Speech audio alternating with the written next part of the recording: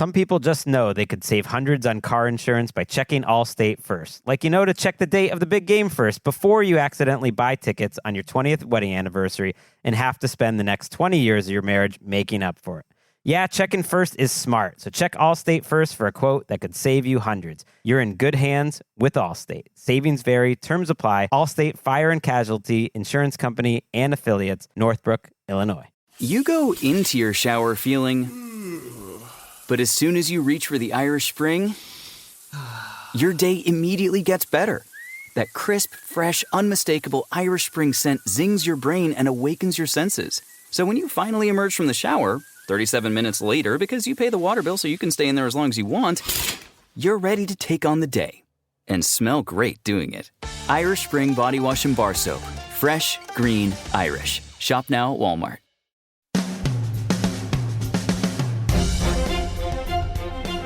Giants Extra Point is brought to you by Citizens, the official bank of the New York Giants. Citizens is made ready for Giants fans. Hackensack Meridian Health, keep getting better.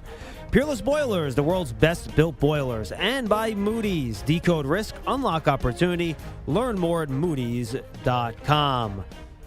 A disappointing loss for the New York Football Giants. They fall to the Washington Commanders 21-18.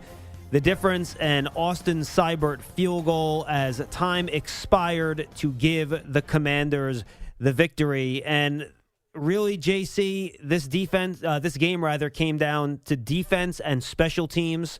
The special team part of it was that Gano pulled his hamstring on the opening kickoff, and the Giants had to forego 2 extra point attempts after Jamie Gillen missed his first. They had to forego a field goal attempt on the final drive. And the Giants could have easily had 24 points in this game if Gano's healthy. He was not.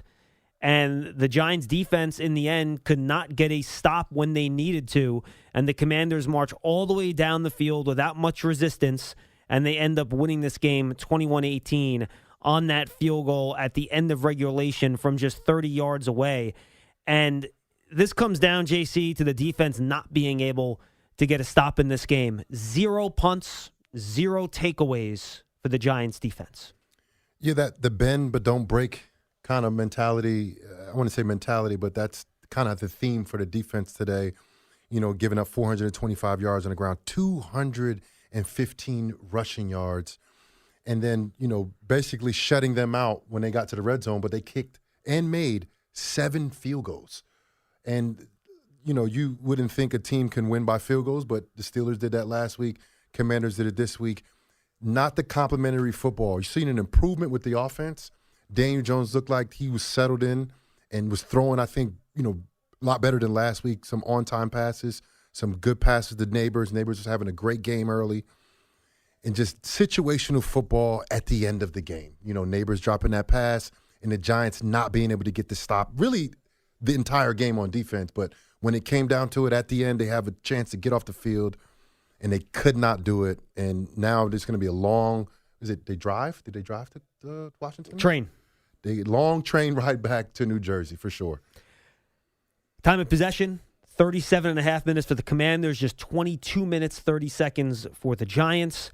The Giants had only 7 drives on offense in this game, JC. It's not a lot. They scored 3 touchdowns. They had to punt twice.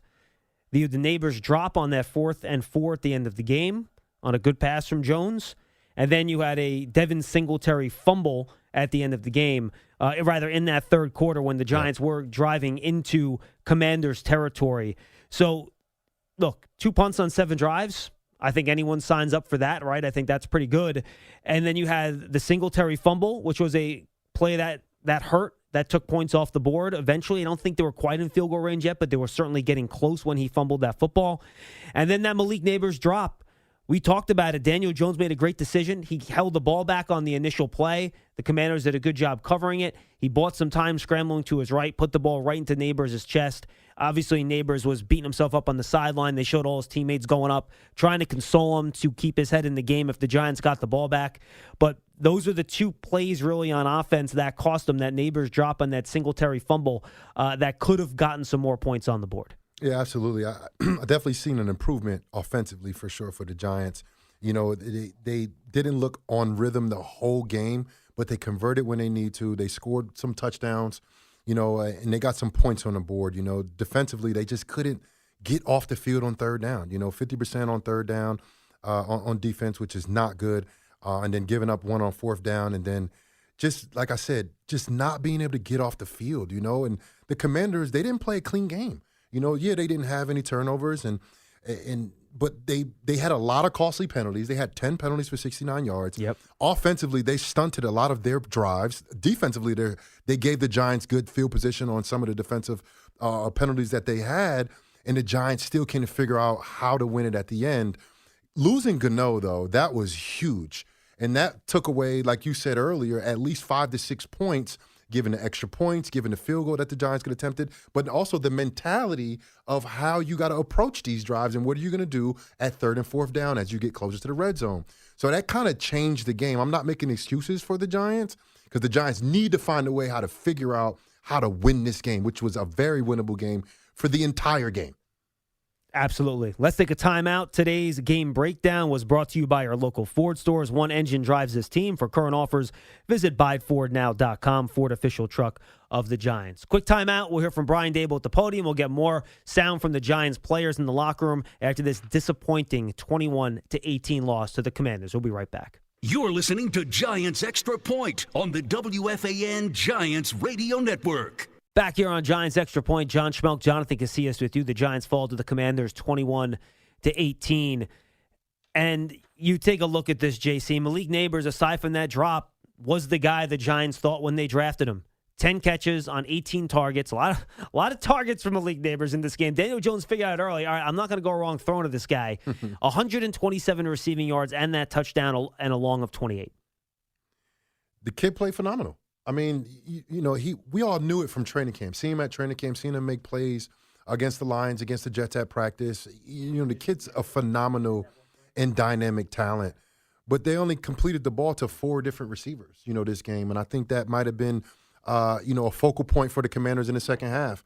Not that they took away from Nabers, but, I think it forced some tighter windows and, tighter throws because, Daniel Jones did – focus on Nabers. I wouldn't say too much because he was very productive, but, there could have been opportunities for other players to get involved and potentially help open up the offense a little bit more. Yeah, they did. On the game, I'm trying to see what the Giants had in terms of explosive plays in this game. That's 4 passes of 15-plus yards. You'd like a little bit more than that. But, JC, I did like the fact that even though they didn't hit on them, they did try to get the ball downfield in this game. And sometimes the plays were covered well. DJ missed Nabers by maybe 4 or 5 inches on one deep ball down the left side. It was a good ball, just slightly overthrown. They were trying to get some big chunk plays down the field. They just weren't quite able to connect on them. A lot of those 15-plus yard plays were yards after the catch runs from Nabers. Yeah, absolutely. But when you look at the total plays, right, 51 total plays and 4 shots downfield, I don't mind that. Schmeelk, I don't mind that. There were games where there's been 70 total plays and the Giants took 1 or no shots down the field. So I don't mind that percentage of down the field shots with only 51 total plays. And we should give some love to Devin Singletary here, JC. He played a phenomenal game, had some really good runs in this game, 16 carries, 95 yards and a touchdown, along a 22. We talked about the fumble. That was a killer in the second half when they were driving down trying to get a score. But he ran the ball well. He made a number of guys miss in the open field, turned what could have been only 6 or 7 yard runs into 15 or 17 yard runs. I thought Devin Singletary played a heck of a game. But, Schmeelk, that is the irony of the NFL. The 2 best offensive players for the Giants basically made the 2 mistakes at the end to, I wouldn't say cost them the game, but, put the game almost out of their hands. Literally, fumbling the ball and dropping a 4th down catch and Malik Nabers. But that's the irony of the NFL. That's why it's not just one player. People was all on Daniel Jones last week. Look at what Daniel Jones this week. He hit the receivers, and when it came down to it, 4th down and 4, game on the line. He threw it to the best player that the Giants have, and he dropped the football.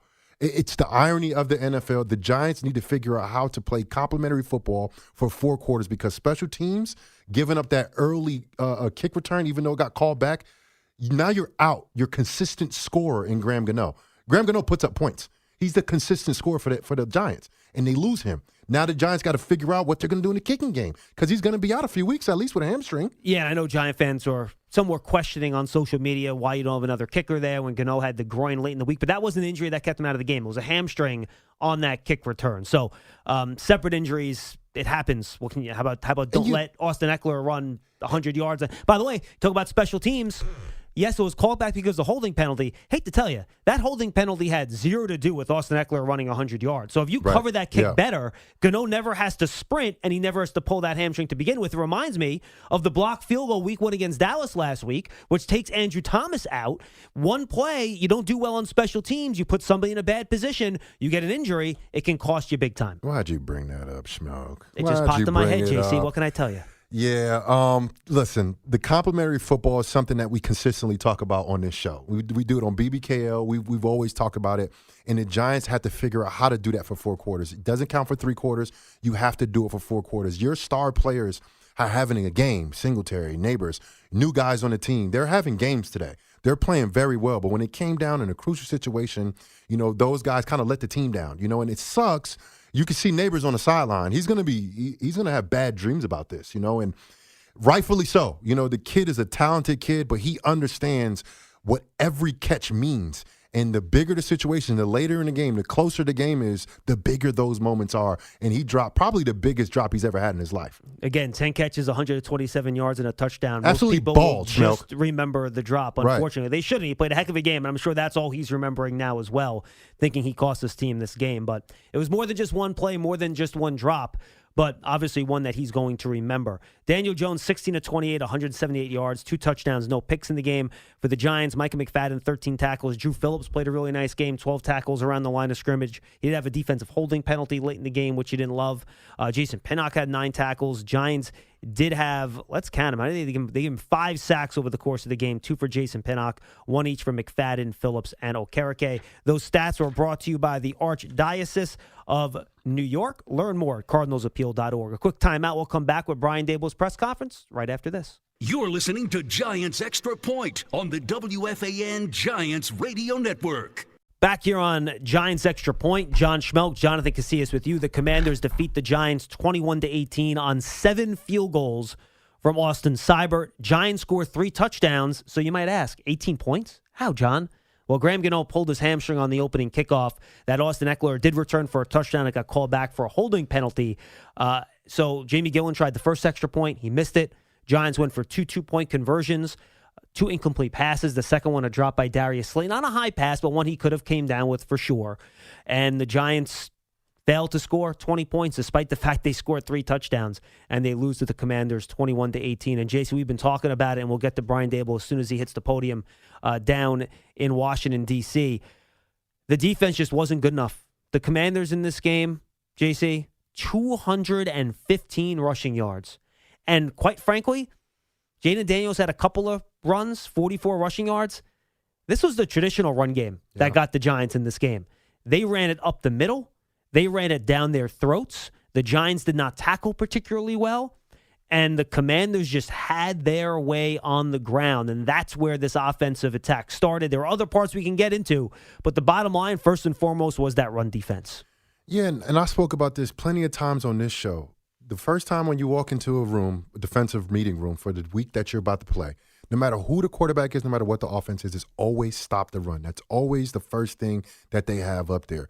That's why when it comes down to it, and yeah, you give up some field goals, you give up some field position, but when you look at the rushing yards in a game like this, it's just a hard-fought game, went all 4 quarters, close kind of to the chest the entire game. You look at the rushing yards, 133, almost 8 yards a carry for Brian Robinson. And he ran the ball efficiently late, and the Giants never was able to force them to punt the ball, Schmeelk. They didn't punt the ball at all today.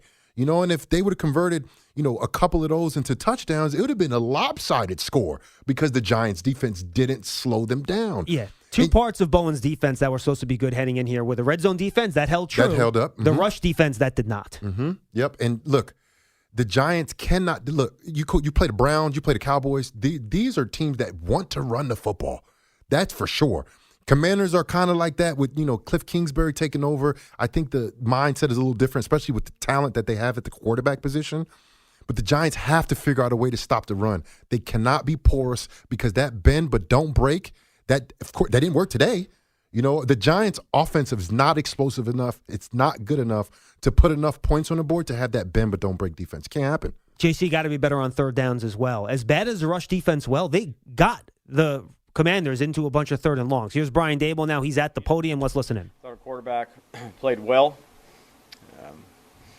Just a play here or there that we came up short on. And that's the outcome of the game, But I thought there was improvements made, particularly on the offensive side of the ball. Red zone, third down, effective running game, efficient passing game. We went for it there at the end of the game. Thought our chances were good throwing it to Malik with Daniel, the way we were playing. Better than making whatever 40-yard or 39-yard field goal. So that's what I decided to do. Yeah, because we thought Graham would be okay. He got hurt chasing down a hamstring. He didn't hurt his groin. He hurt his hamstring. Are you saying that you can't hurt your hamstring running with a favorite in your groin? I'm not a doctor. Isn't that part of the deal that you have to, that it is a risk? Like you had the same thing last year with him. Like he came in with an injury. You're taking a risk that it could get re-injured. Why not have it? I mean, anybody can get injured, Jordan. So, again, he was chasing. I got you. He was chasing a kickoff return. He pulled his hamstring. I'm not making excuses. Was your design?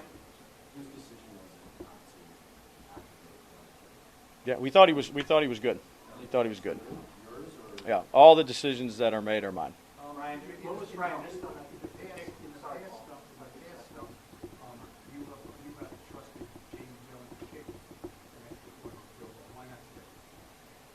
He missed the first one. We thought our chances were better going for it or going for two as the game went on and how we were playing offensively. I felt good about our plays. We had one to Slay, had an opportunity there at 2 point, had another one to Tracy. They ended up covering it. We scrambled, and then we went for it on 4th and 3. It was 4th and 3 right at the end of Nabers on a little undergo where we didn't finish it off. So. On the kickoff, on the first kickoff, was the design there to kick the ball through two, or did you want to kick it through and just didn't get it? Yeah, I'm not going to get into strategy, but again, I feel bad for Graham. I feel bad for us. But no excuses. We had our opportunities. You said you thought Graham was fine. One off, he was clearly uncomfortable and didn't do his holding team.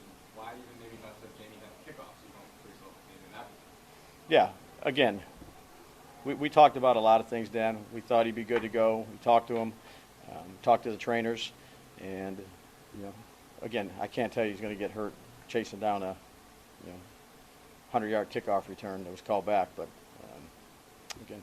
Isn't a player at a higher increase? Isn't a player at a higher risk of injury when he's dealing with soft tissue? Yeah, I'd say I'm not a doctor.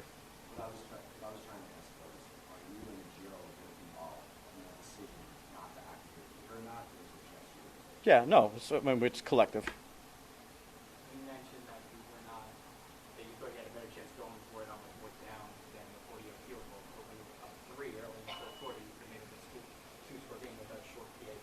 Yeah. Did you give any consideration to that? Or? Yeah, I did like the play we had. That's the one to Slayton Yes. that we had an opportunity on to make. Yeah, so I felt comfortable with what we did. But it was as simple as you missed the first one and you said we're done. No, we had discussions on there. I figured, look, we had some 2-point plays that we liked. Thought we knew what they were doing, which we did, and didn't end up making the plays. Was there a yard marker that you were talking to? At the end? Yeah. How seriously did you contemplate elevating Jude? Yeah, I'm not going to get into the discussions that we had. Look, he was. Did you at least contemplate it, or was that not even? Yeah, again, we thought 100% he was good we for thought it? Graham was good. We thought Graham was good. I think he would have been good if he didn't pull his hamstring. Follow up one more time on this. What was the yard marker? Yeah, again, I'm not going to get into where it was at. One of the things you liked when you hired Shane Bowen was his rushing defense. Yeah, they rushed the ball well. They were efficient in the passing game. We had them in a lot of third and longs that we didn't stop them on. We did play good red zone defense, which held up, but certainly areas that we got to be better at were rushing the ball. They were efficient, and then we had them in some long yardage. I think we had 5 sacks, something like that. We had them some long yardage that they capitalized on.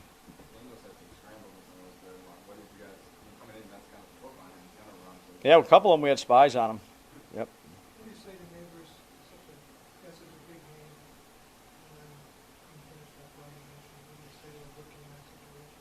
keep your head up. Yeah, keep your head up.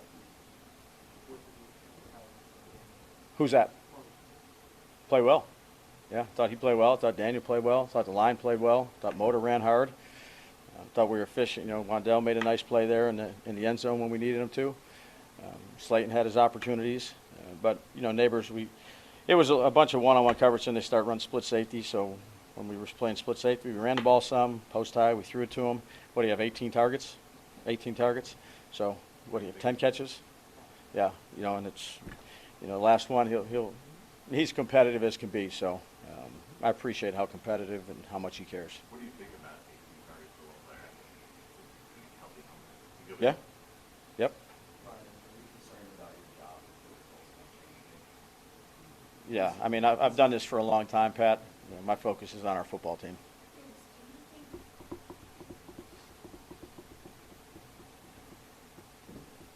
Do you think, looking back, that you should have elevated the kick? Like, if you could turn back time, would you change that decision? Knowing that he was going to get hurt on the first kickoff, yeah, certainly. On a pulled hamstring, yeah.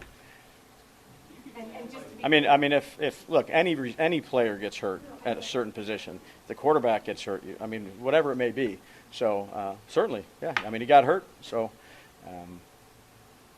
yeah, it's too bad. But he talked about an injury report yesterday. I know he didn't injure his groin, but he didn't look comfortable in warm-up. You have a contingency plan exclusively in June. This isn't the first time that such a thing's happened. You guys have left yourself short now. It was Gano last week, last year. So just curious, why not take the extra precautions to just have June active and in case the worst case scenario happens?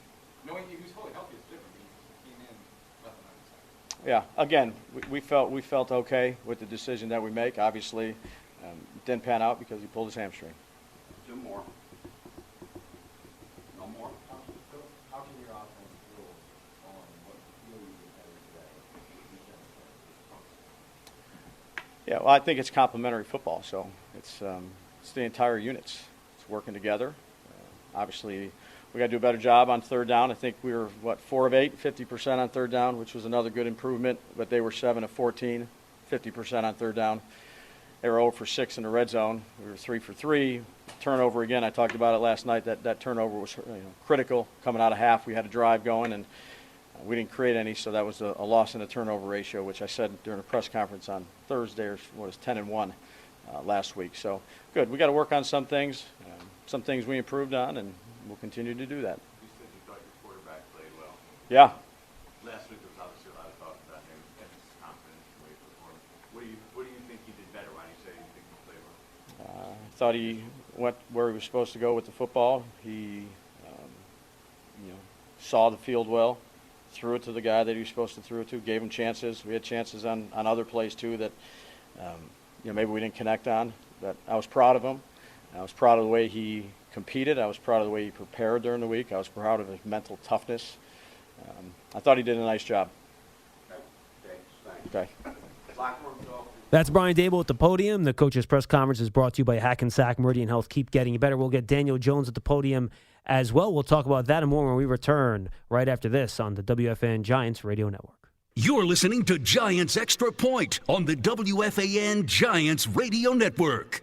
This is Andrew Thomas, and you're listening to the radio home of Big Blue, The Fan, WFAN and WFAN FM, New York. 3rd and 1, Jones takes a shotgun snap, throws it to the end zone for Nabers, who makes the catch. Touchdown Giants! Malik Nabers scores his first career touchdown on a 3rd and 1 at the 4, and the Giants are back in front with 8 seconds to go in the half. That was today's Play of the Game, brought to you by our local Ford stores. One engine drives this team. For current offers, visit buyfordnow.com. Ford, official truck of the New York Football Giants. Malik Nabers, first, hopefully of many, NFL touchdowns for the Giants, but they fall to the Commanders 21-18 on Austin Seibert's 7th field goal of the game as time expired to give the Commanders the win. We just heard from Brian Daboll at the podium. We'll try to get Daniel Jones at the podium as well in just a couple of minutes. JC, obviously a lot of the questions there about the Graham Gano injury. Remember, he was added late to the injury report with a groin injury, went through warm-ups. We're not there to watch it. The beat reporter said they saw some things that could be struggles. He also made a 50-yard field goal at the end of warm-ups. Brian Daboll says he was ready to play. They considered him healthy.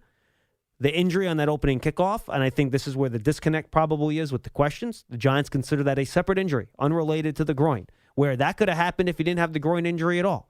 And the media seems to think, and I understand the line of questioning, you have a guy with a pre-existing condition, for lack of a better term, coming into the game that you had some concerns about. He was on the injury report. They have Jude Mikatamne, who's their international exception player on the practice squad. You could elevate him if you like. The Giants thought Graham Gano was healthy, so they treated him like any other healthy player. They wouldn't elevate Jude on another week when he was 100% healthy, and that's, I think, where the disconnect is there between how the Giants approached it and the questions that came from the media. And look, we don't know what Ronnie Barnes said. We don't know what the medical report was on Graham Gano. If you're the coach and the medical guy said, he's good, you're not going to have a second kicker activated. We'll talk about that in a second. We got Daniel Jones at the podium down in D.C. Did some good things in the run game, did some good things in the pass game. It's kind of a ball control game where, they were, they had good times of possession. I thought we did too. So you got to convert on your opportunities when you're in a game like that. And a couple plays, we got to find a way to make, and it's on all of us. What did you say? I'm sorry. What did you say to the week after he plays a great game and then come down with an 18 touches? Yeah, I think it's pretty obvious that we wouldn't be in the position that we were in without the game that he played, and as a rookie coming in, and he played really well. It was big time for us throughout the game, made tons of big plays, and it was a matchup issue for him all day. So, I think he knows that. He knows he played a good game, and we gotta pick him up. He's a competitor. He holds himself to a high standard. So, it bothers him, but gotta keep pressing forward.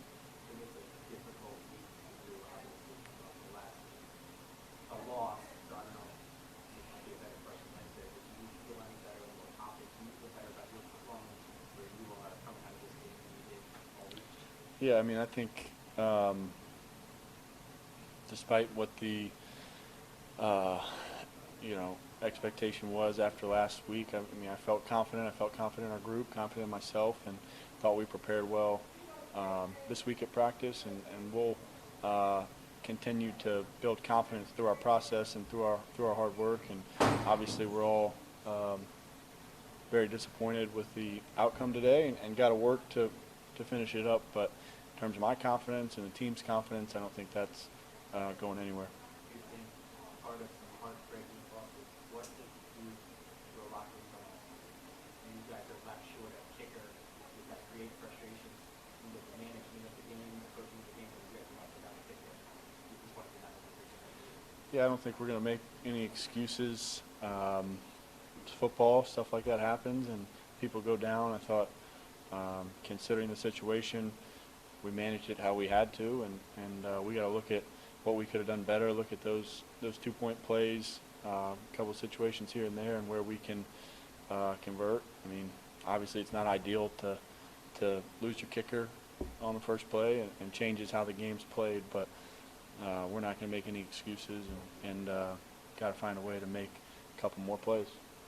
I guess an offense at any point, I don't know if toward the end of the game you felt like you could kick a field goal if you got this for a point, or like throughout the game did you guys just think it's 4-down territory once we get down there, we're going to have to get in the end zone? I think that's a better question for Dabes in terms of how he was handling it. I think in the situations that came up there, he told me it was 4-down territory, and I operate according to that. Where that line was or how he would have played a certain situation is hypothetical and better question for him. This morning, ESPN and Adam Schefter made a very prominent headline out of the fact that you guys next year be a factor in issues that happen with other quarterbacks that it affects because of similar circumstances. Were you aware of that prior to the game? What's your reaction to that? Leaking or being pushed prior to your second start of the season? Yeah, I hadn't heard the report. This is the first time hearing of it. I think my job is to play well and to put this team in a position to win games. And, how they handle that and what comes out, where it comes from, I don't know.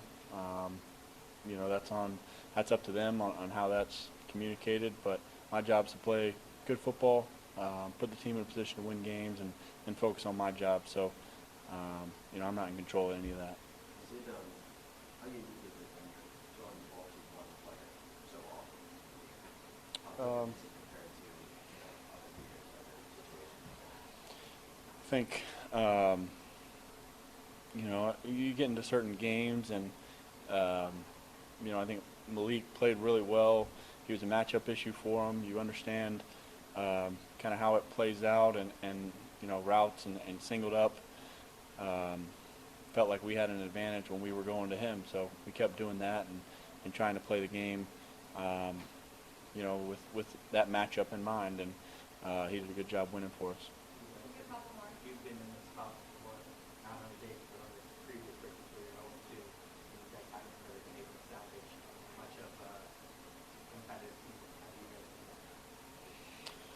that? I think it's just maintaining our edge, maintaining our competitive spirit.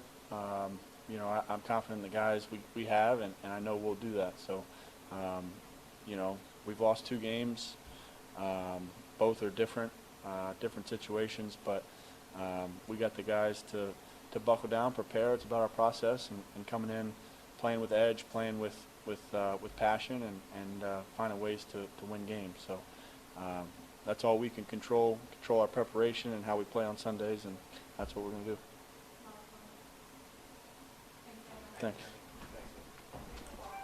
Player press conferences after the game are brought to you by MetLife, the official insurance company of the New York Giants. Tough to hear a couple of questions in there. We're trying to get some context on one or two of those answers. When we do, we'll have it for you.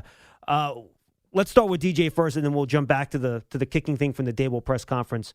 JC, your thoughts on what Daniel Jones had to say at the podium? Well, I mean, he's PC. Well, let's talk about his performance, right? I think he took a huge step forward from what he did last week. Look, he's not perfect.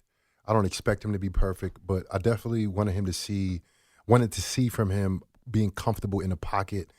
The offensive line did a very good job today protecting him. But they were very good. I agree. And Daniel Jones did look comfortable, in the pocket. And I say comfortable being, it's a football game. So, you could handle that for however you take it. But he played, I think, a lot better than he did last week, but not as good as he needs to play. Especially when the defense has been as porous as it was today, when they couldn't really stop the Commanders. And look, the Commanders had a lot of self-inflicting, things that they did to themselves. They had some plays late in the game where they had a couple holding calls, false starts, where they, kind of stifled themselves. But they figured out a way to get down in the red zone and kick field goals, which ended up being, how they won the game. They kicked 7 field goals, which ended up being 21 points. And the Giants couldn't muster up enough, even though they scored 3 touchdowns, but they couldn't figure out a way to do it because the Commanders did play complimentary football today. They did stop the Giants when they needed to stop him. Yeah, and they have a little help from a fumble and a drop late in the game, but they did what they needed to do to win this game, and that's what the Giants need to do. And in fairness, the Commanders forced that fumble. That was a great punch-out by Benjamin St. Juste on that play. All right, now back to the kicker thing with Mikatamne, the decision not to have him elevated for this game. Give me some insight. You're a guy that was on the injury report a lot. Yeah. How does that work when you're coming off the field after warm-ups? You talk to the trainers, or trainers talk to the coach, and the decision is made is how healthy you are. How do you see that going? What context can you give for how that works pregame when you're making those decisions? Well, usually, if somebody's on the injury report, somebody's, have a possibility of, look, he can probably hurt himself today, then you have a backup for him. And the thing is, you have depth throughout the entire roster except where? The kickers and the punters. You don't really carry 2 punters into games. You don't carry 2 kickers. You don't carry long snappers. That's just what it is. You have a backup kicker, but they're usually not a kicker. Gillum is a backup kicker, but he's a punter. And, he shanked the first kick, and the Giants elected to go away from him. It is what it is. I probably would do the same thing if I was a head coach. But you don't carry 2 kickers, bro. You don't do that. You know what I mean? That's not something that you go into games. You mean on the active 46 you're talking about? Right. Correct. You don't do that. So this was it's not like a regular player going into a game knowing that you might have something going on with his body. McFadden, right? McFadden was back and forth throughout the week. They always have somebody to back them up. But a kicker is not the same as a regular 53-man on the roster, offense, defense I'm talking about, right? You always have viable guys that do that. Punters, you don't carry an extra punter. You just don't do it. You don't carry an extra kicker. You have your backup. Yes, you do. But like I said, roster spots need to be held by mostly the other guys that are playing offense and defense because of this situation. And it's just very rare that a kicker basically is on the injury report before the game and he wasn't on the injury report during the week. Like that doesn't really exist in the world of football too much. So this was kind of like a new world, a new situation that presented itself. And, so be it that the Giants, I don't know if I want to say they didn't handle it well. It just didn't work out for them today.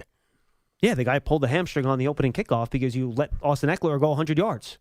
And the odds are, and I think this was Brian Daboll's point, if that doesn't happen, no one thinks twice about it because Graham Gano is healthy enough to kick, and we're not having this conversation. It changes the way the game was played today, Schmeelk. Giants football is brought to you by Verizon, the official 5G network of the New York Giants. Verizon, America's most reliable network. Let's take a timeout. We'll come back. We'll get more audio from the locker room, more analysis, and everything else. The Giants lose a disappointing game, 21-18 to the Commanders. We'll be right back. You're listening to Giants Extra Point on the WFAN Giants Radio Network.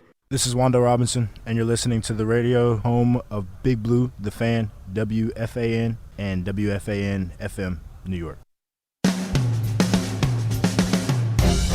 Hyatt and Robinson in a bunch in the right slot.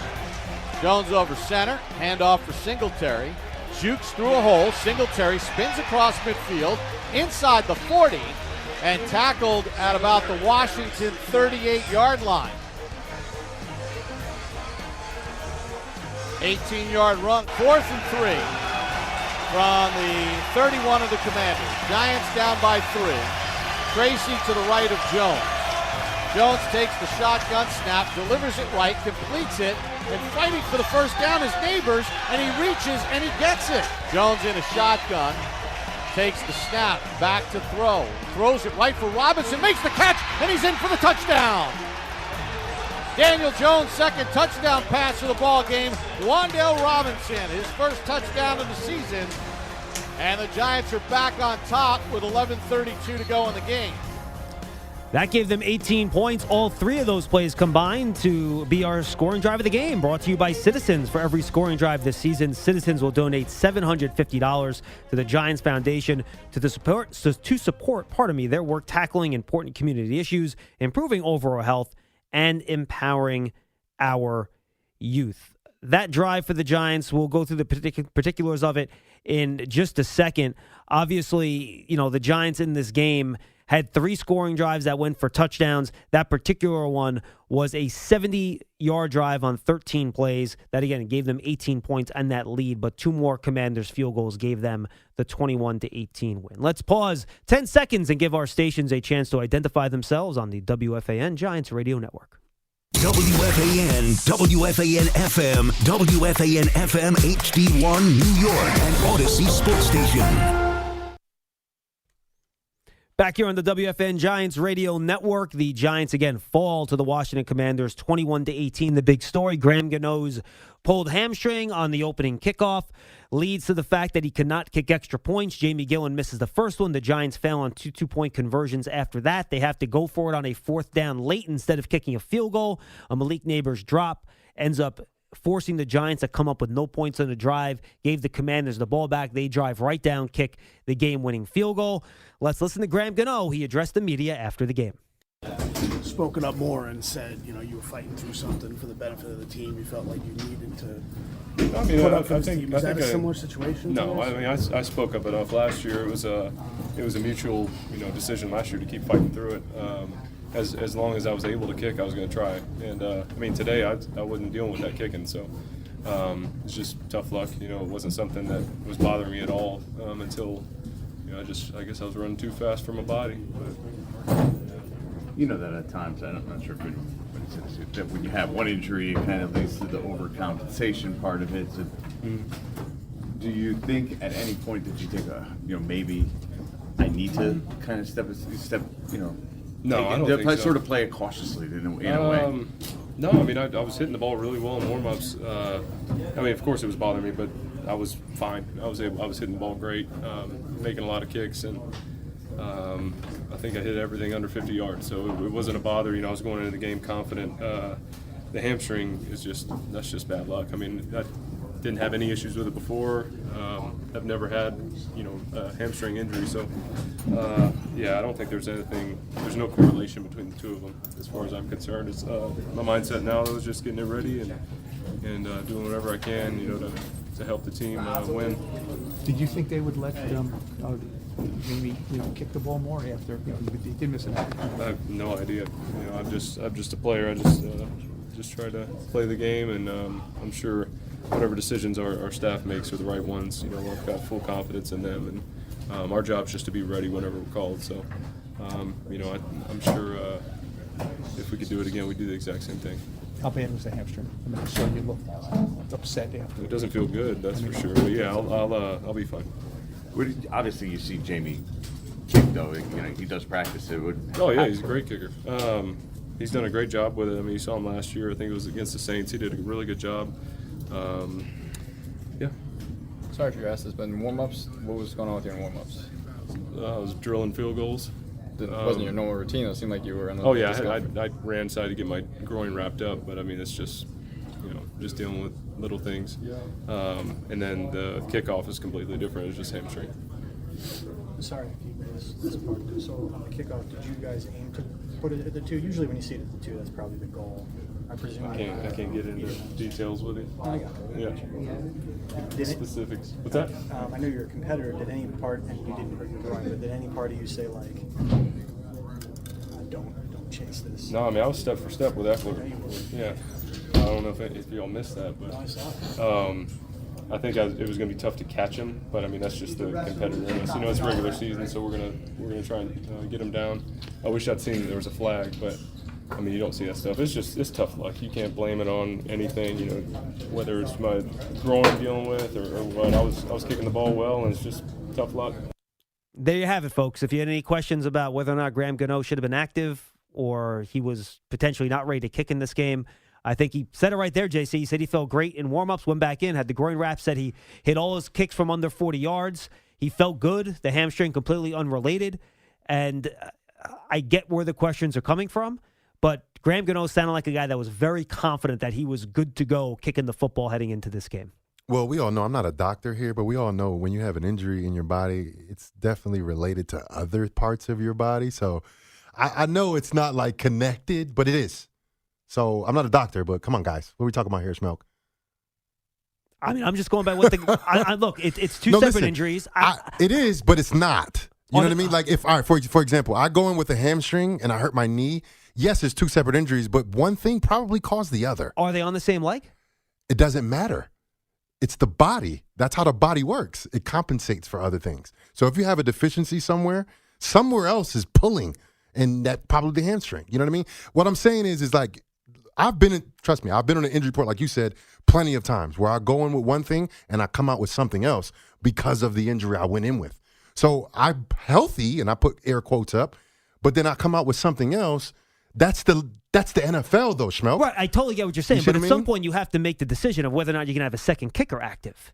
Right, right. But you won't do it off of that, though. Right, if you say you're good to go, you're good to go. Right, that was the point I was trying to make. Yeah, could possibly there be some interrelation there from a biomechanical standpoint? Of course. Yeah, absolutely, 100%.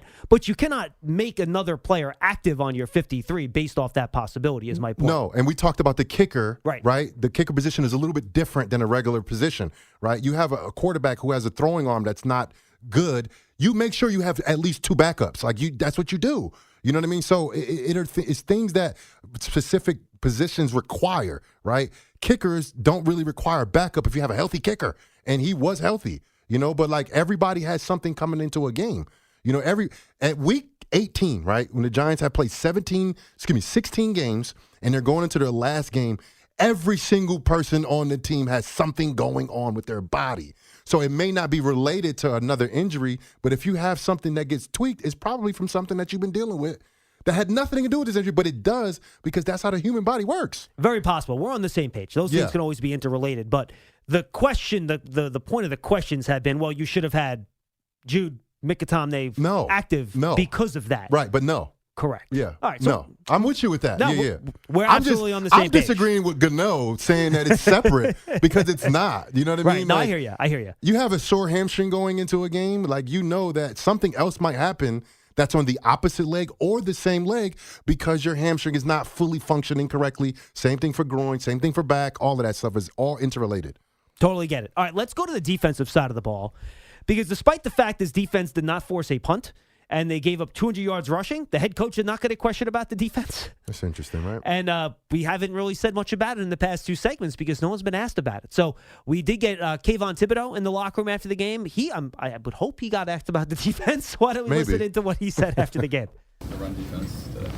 I got to watch the tape, man. Just got to wrap up and make tackles. When you don't give up touchdown in the game, I'm sure you expect to win, but was it frustrating to not be able to get off the field as often as you would have wanted? Just trying to stay positive. The third down numbers, I don't know what exactly they are, but to be that inefficient on third down, like how hard is it to win? That's a good question. I have to think about that. Right back to you on that one. Yeah, 7 of 14, like 50% hit rate. That's probably not what you guys aim for. What do you look for?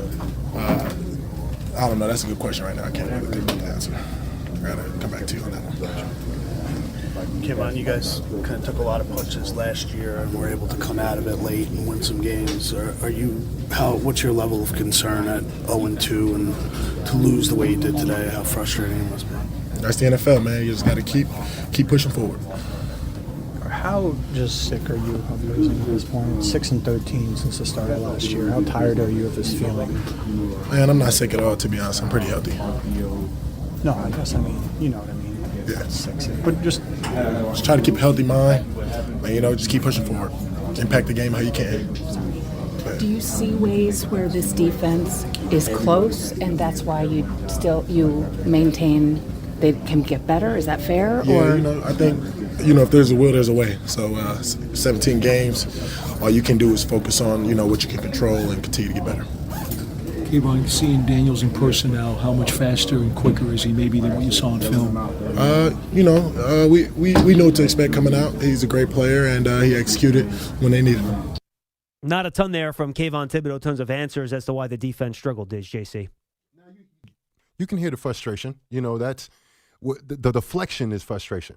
That's what I think you're hearing from not just him, but let's listen to the other interviews. I bet you there's going to be kind of a similar type of story, but I understand it. I've been a player, bro. Like I've been there on an 0-2 start. It's really hard to talk to the media right after a game like this. It's really hard to kind of compress your feelings and not, be like, yo, get out my face. Because that's how they feel. That's how they feel. I've been there, bro. I don't really want to talk. I remember guys chasing me in the locker room saying, JC, you have to talk. You're the captain. It's like, bro, come on.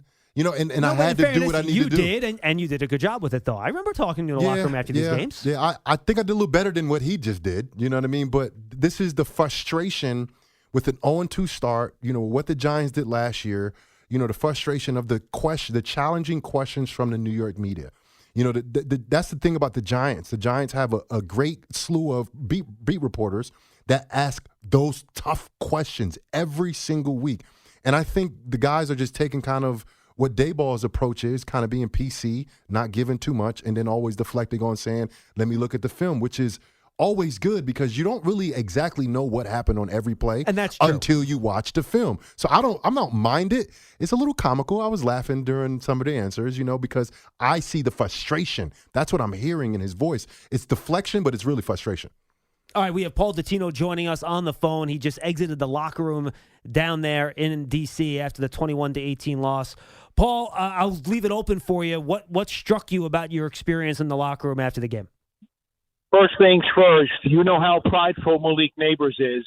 He was stoic in his locker after the game. He just sat there, took off his jersey, and just sat there at his locker. And I didn't time it. I probably should have. But he just sat there and did not speak and was like, mesmerized in a Zen-like trance, so upset at himself. And we know he's got great pride, and he's always beating himself up whenever he doesn't make a play.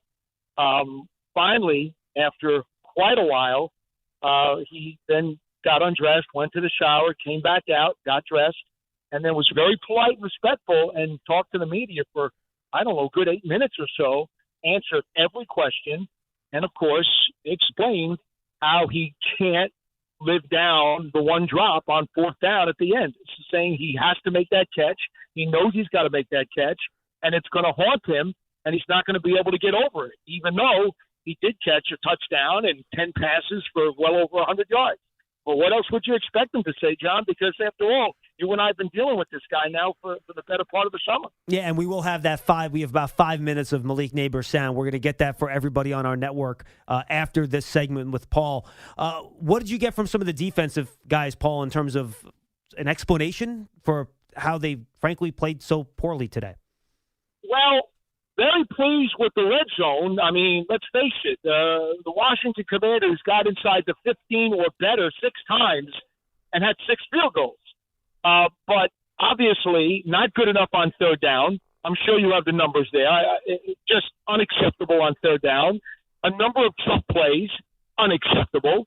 And that's what the guys were harping on, that just should not happen. And there were some mistakes in assignments, some mistakes in some fits. And guys like that's the stuff that's got to be cleaned up because they played hard. There's no question about that. Nobody said they ran out of gas either at the end. And they were given that opportunity. A number of players were given that chance to say, well, maybe after a very tough nip and tuck tug of war kind of game, maybe you just ran out of gas. No, the guys refused to say that. They're still very optimistic that there's a lot here. They're very pleased that the pass rush picked up significantly, but at the same time, when push came to shove, they wound up giving up more points than they had. I don't think any of them would say it. In fact, I tell you, none of them said it, but I personally believe that had they had access to a field goal kicker, this thing was probably going to come out differently. Yeah, Paul, when you were talking about, the defense and getting off the field on third down, there was a lot of penalties. Well, not a lot. There were some penalties on third down, especially I think the second to last drive by the Commanders where Burns had a sack, and it was negated by a holding call on Drew Phillips, who I think Drew Phillips had a heck of a game. And that's kind of like the scenario. And if you look at today's game, a lot of players who played very well made kind of those mistakes at a crucial point of the game, which ended up being kind of like the overall outcome of the game. Good players playing well. That's the problem, JC, right? Mm-hmm. Is that decisive mistakes were made at critical times, and it really does a lot to wash away so much of the good that they did have. I think the one thing that really kind of troubled me is that on the last drive, the pass to Noah Brown that got them across midfield. Wide open. I had asked Jason Pinnock, what is it that they saw there? Was there a bust or what exactly happened? He was wide open in the middle of the field. And that was such a gas play that, put the Commanders in position to then, finish the game with that field goal. And he just said, look, he just got open. Didn't seem to think that it was a bust. It was just a play that the Commanders made. But you say that, right? And, yes, there was a huge cushion by Fly. I don't know exactly what defense they were in.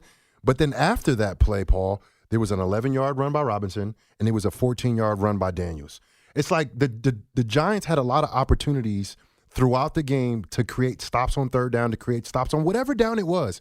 And it was a whole bunch of missed opportunities. And I think some guys played extremely well on defense.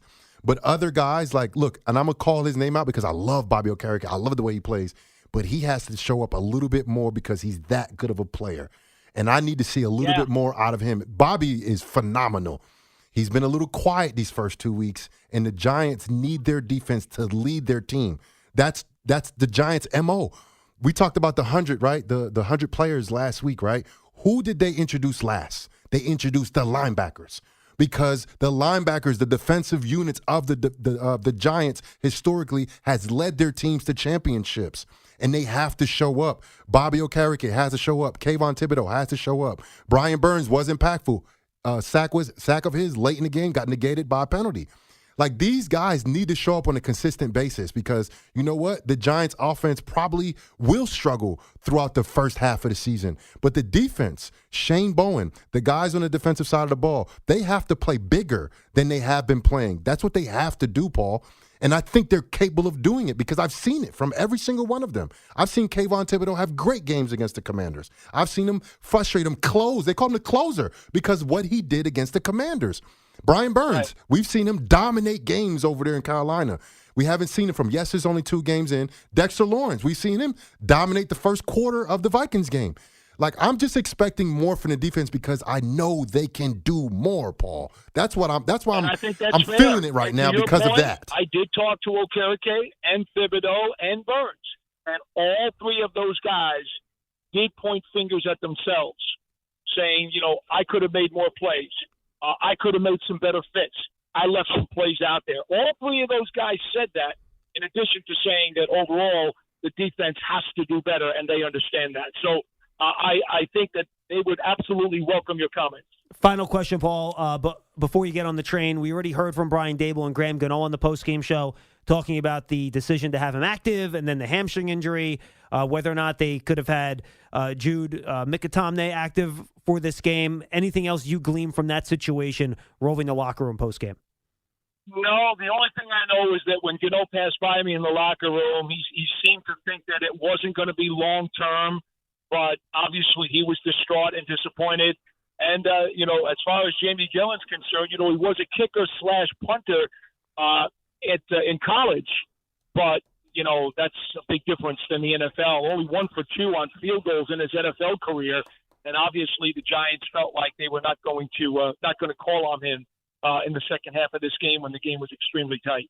Paul, appreciate it, my friend. Have a safe trip back up here, and we'll see you during the week, all right?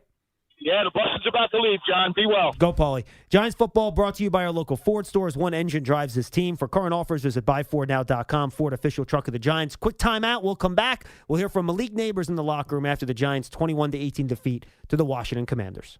You're listening to Giants Extra Point on the WFAN Giants Radio Network. This is Brian Daboll, head football coach of the New York Giants, and you're listening to the radio home of Big Blue, the Fan, WFAN and WFAN-FM, New York. Back here on Giants Extra Point, Giants fall to the Commanders 21-18. Malik Nabers, who played an excellent game, best game, obviously, of his very young career. It's only his second game. But in the game, he finished with 10 catches in this contest. He finished with 127 yards, his first ever NFL touchdown. But on a key 4th and 4 late on the Giants' final drive when they were trying to score a touchdown to cement their lead in this game, he dropped the pass on the sideline that could have converted a 4th and 4. I'm sure he was asked about that a ton when he talked to the media after the game. Let's listen in.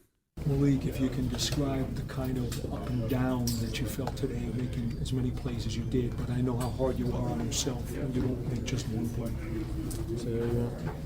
Can you describe the kind of up and down emotions that you go through when you know you make a ton of plays, but then there's one that I know you won't have? I mean, there's really not no up and down. It's really just, I don't know. It's really just going back in my head and seeing how could I have done it different, what mistakes I made, hoping to get it back, but I know I could. I know I can't get that play back. Just got to move on. Is that a play you think you should make every time in the last game? I mean, obviously. I mean, they're high on me. They passing me the ball. They know I can make plays. I'm sure, out of 1,000 times, they're going to continue to call that play and go at me on 4th down again. So obviously, I want to make that play. How are you feeling right now? I'm disappointed. I mean, no matter how good of a game you can play, that last play came down to me. I'm hurt that I let those veterans down. I mean, they know what kind of player I am. Dex, Burns, Isaiah, I know what kind of confidence they got in me. So just letting those guys down, I don't want to never let my team down. That's the main motto that's in my head is don't let my team down. Not let my team down. How do you pass when you had a play that you just can't get over right away? How do you move past it? I mean, you don't. You play the game and then you just forget about it. I mean, this whole week I'm gonna think about it until I play the next game, and then it goes in the past. But until then, I'm gonna continue to think about it. So you had to sign Jaden jersey here. What was it like playing against him in your rookie season, and also trading jerseys with him? I mean, it meant the world to me to see that our dream is finally came true. He's 1-0 against me. I can say that. I'm just happy that he got the chance to live up his dream, me live my dream, and we can share it together. Even though we're on the opposite side of the field, it's just unique watching him play, and I'm sure it's unique him watching me play. Did you share any tips with the defense, maybe on you playing with them and all those years? I never came up to them and was like, this is this and that. If they asked me questions about it, I told them everything they wanted to ask about it, but I wasn't going up to them and telling them about it. You can watch film on him. You can understand what his tendencies is and just how he plays. It's the first time you were buzzed from upstairs to go get checked in that first half for that concussion. Yeah. What were the range of emotions when you find out? You seem like you popped up and were ready to go, and then they pulled you off. I gotta imagine there's a little bit of uncertainty in that situation. I just didn't know what was going on. It was just like, you got to go out the field. And I was like, why? But that's just the protocol that they have. They're trying to keep us safe. So I got to follow their rules. Thanks to that ref, he came up on the sideline. He was just like, I know you're okay, but I'm just trying to look out for your safety. So that's great that we have those kind of refs out there that just looking out for our safety. They really couldn't guard you. What was that feeling like? The fact that Daniel went to you so often and you were open so often? It's just the work that we put in. He's certain that if he throws me the ball, a play is going to be made or the ball is just going to be knocked down. So just him going at me that many times, it shows how much trust he has in me. Shows how much trust his offense has in me. It's just moving on and continue to grow. Did you know coming into the game you were going to get targeted a lot like that? No. You always go into the game with a game plan. I knew I was going to get a lot of opportunities, but I didn't think that many. Have you ever had, whatever the final number was, 16, 18 targets in a game? Oh, I did. I had a lot of targets in I think it was first week of Florida State. Last year I had 18. So there's no big at me getting that many targets. I want those kind of many targets. It shows how much my offense cares about me to give me the ball in space. Let me do my what I'm able to do. So just having that many targets just shows how much the offense trusts me. I know you wanted it to come in a victory, but what did that first touchdown in the NFL mean to you? It was good to finally get in the end zone. But the mixed emotions going through my head, I forgot about it, really.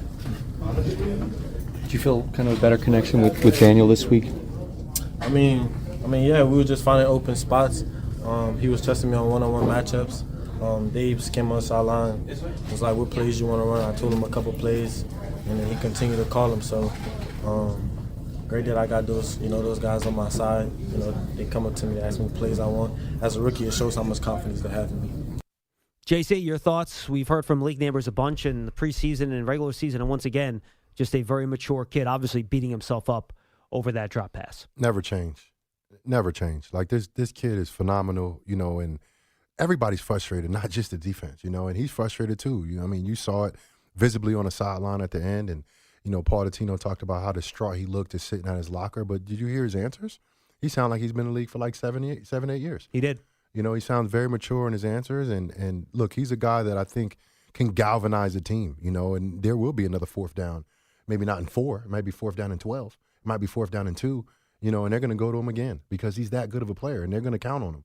So, he's a guy that, as of right now, he's the best option for the Giants. And, if he has that mentality as that ball's mine every single time, which he does, the Giants can continue to go to him. He's going to be there. He's going to make that catch next time. And it sucks to say because he had a phenomenal game, Schmeelk. A phenomenal game. Just, that one drive when he had a touchdown, he had a couple plays on that drive where he just caught a 4-5 yard route and turned it into a big play. There's not a lot of guys in the NFL that can do that. And those guys, they're getting paid $35 million a year, Schmeelk. You know what I mean? So he's a guy that, he can continue to have that mentality. He will be successful in the NFL, and he will help the Giants to some wins. Please stick with us if you're listening on our local flagship station here in New York. But right now it's time to say goodbye to the affiliates across the country on the Giants radio network. Our next broadcast will be next Sunday when the Giants take on the Cleveland Browns in Cleveland. Our pregame show beginning at 11 a.m. right here on these same stations. Thanks for listening to us today. The Giants fall to the Commanders 21-18. We'll see you next week on the WFAN Giants Radio Network. But we're not done right here on The Fan in New York. Jonathan Casillas and I will take your calls at 877-337. I'm sorry, I got the wrong number. 888-808-1019. I knew I was going to do that at least once. 888-808-1019. Give us a call, and we'll continue to break it down. We have more audio from the locker room, Brian Burns, Bobby Okereke, and others. All that and more as we continue right here on Giants Extra Point. We'll be right back.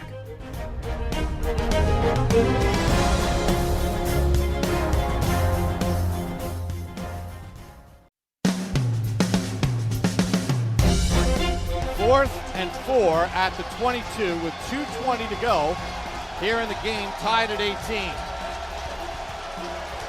Jones out of a shotgun set, calls out signals, takes the snap, back to throw, pumps, under pressure, now fires one right, completes it, and it's dropped by Nabers along the sideline. He would have had the first down, and he dropped it, and he pounds the turf in frustration with 2:04 to go. Unfortunately for Malik Nabers, that is our Giants turning point of the game. Listen to Boomer and Gio on our flagship station, WFAN, tomorrow morning in the 9 a.m. hour for the Giants Turning Point contest. The first correct caller to name the Giants Turning Point will win 2 tickets to an upcoming Giants home game. And Nabers had a fantastic game. 10 catches on 18 targets, 127 yards, and a touchdown, long of 28. But that pass, if completed, would have given the Giants a first down. In the fourth quarter was the Giants' final drive on offense. They had it 4th and 4 on that drive on the Washington 22-yard line with just 2:09 to go. JC, that would have given him the first down. He would have been out of bounds. One more play, you get to the 2-minute warning. The Commanders have to start burning timeouts. Even if you still have to go another 18 or so yards or 20 or so yards for a touchdown. But maybe when you get that close and you're looking at a 28-yard field goal, maybe you can trust Jamie Gillen there to make that if it's even shorter than an extra point. So obviously, if they can convert that, this game could have ended very differently. Yeah, absolutely. But there's no guarantee, like you said. The Giants elected not to kick the ball after Gano. Gano gets injured and Gillen missed the first field goal attempt. Yep.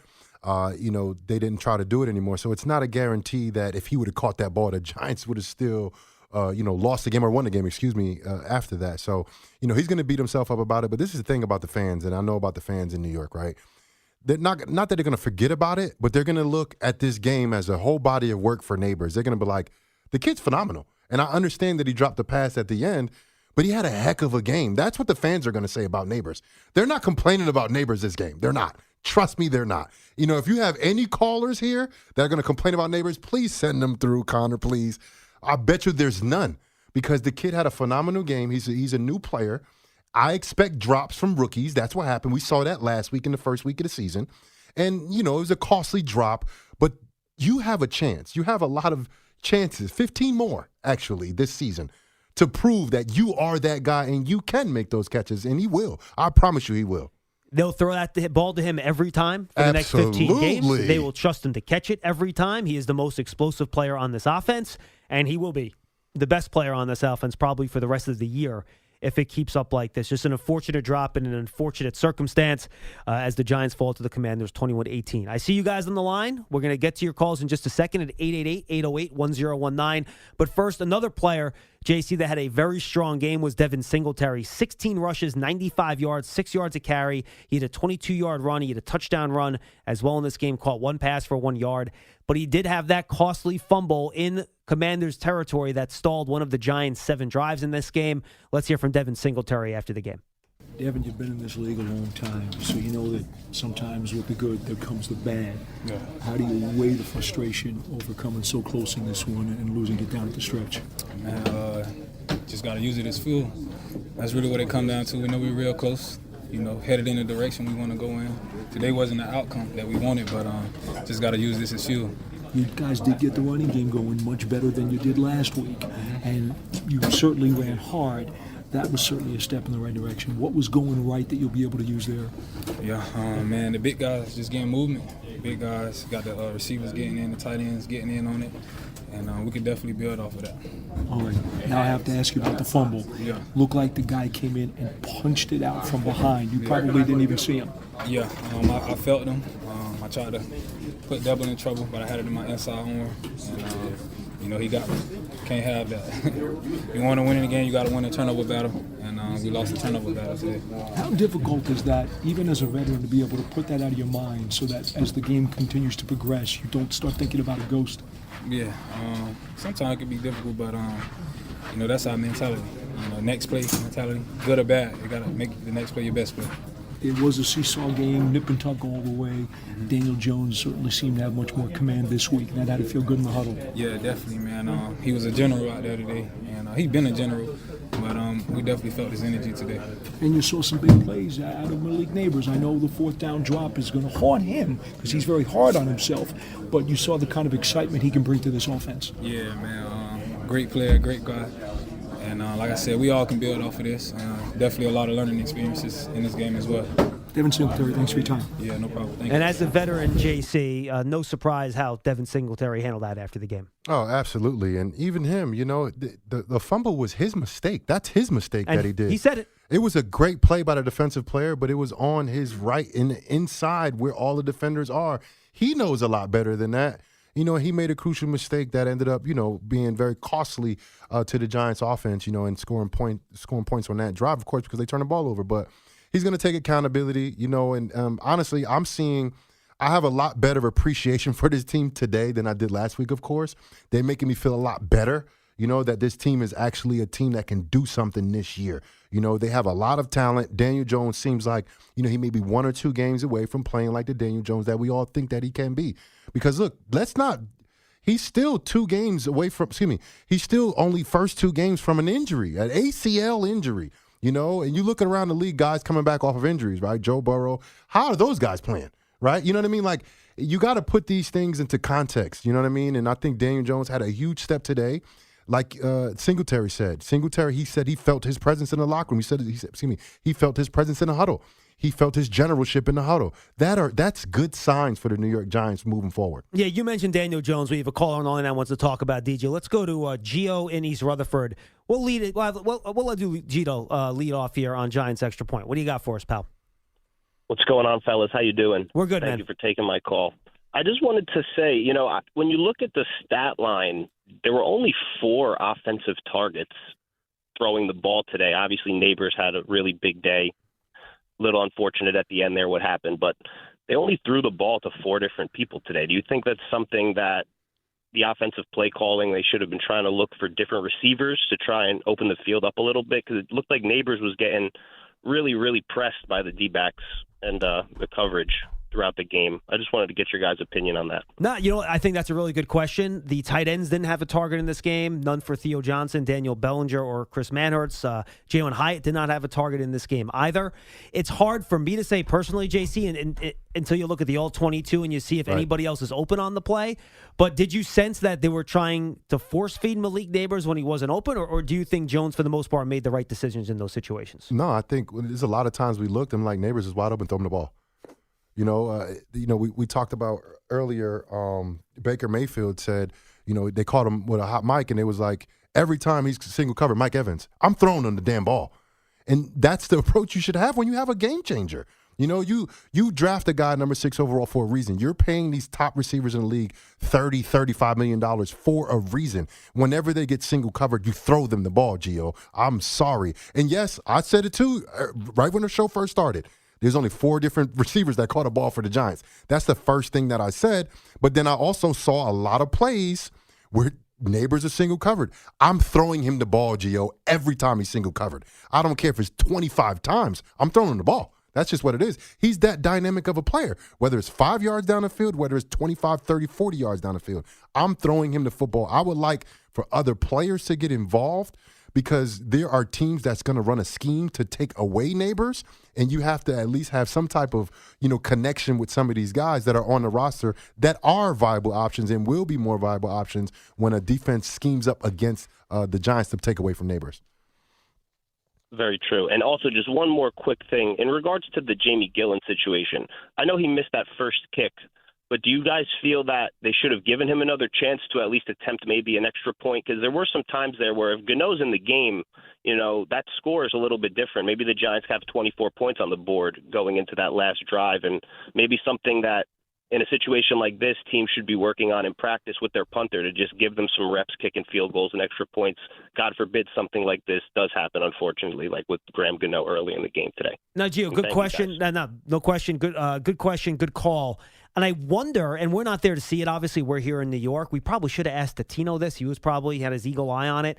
I wonder if they had Gillen go out there at halftime and kick at halftime, and they watch to see how he was kicking the ball. I don't know if they did that or not. I got to imagine, JC, they did. Usually the specialists do go out there at halftime before the regular players come out.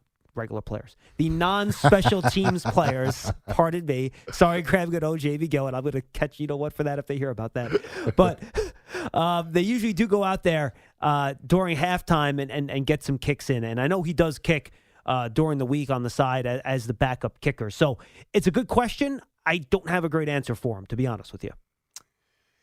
Yeah, I mean, you go hindsight, right? Hindsight is like, okay, maybe we should have tried Jamie Gillen at kicker, but what if he missed? And then it's like, do we should have went for two-wing version? Well, here's a question. That's how it is. Let's say in theory he makes the 2 extra points, right? And it's 20-18. You're 4th and 4, 40-yard field goal. Are you sending him out there to kick the 40-yard field goal, or are you still going for it?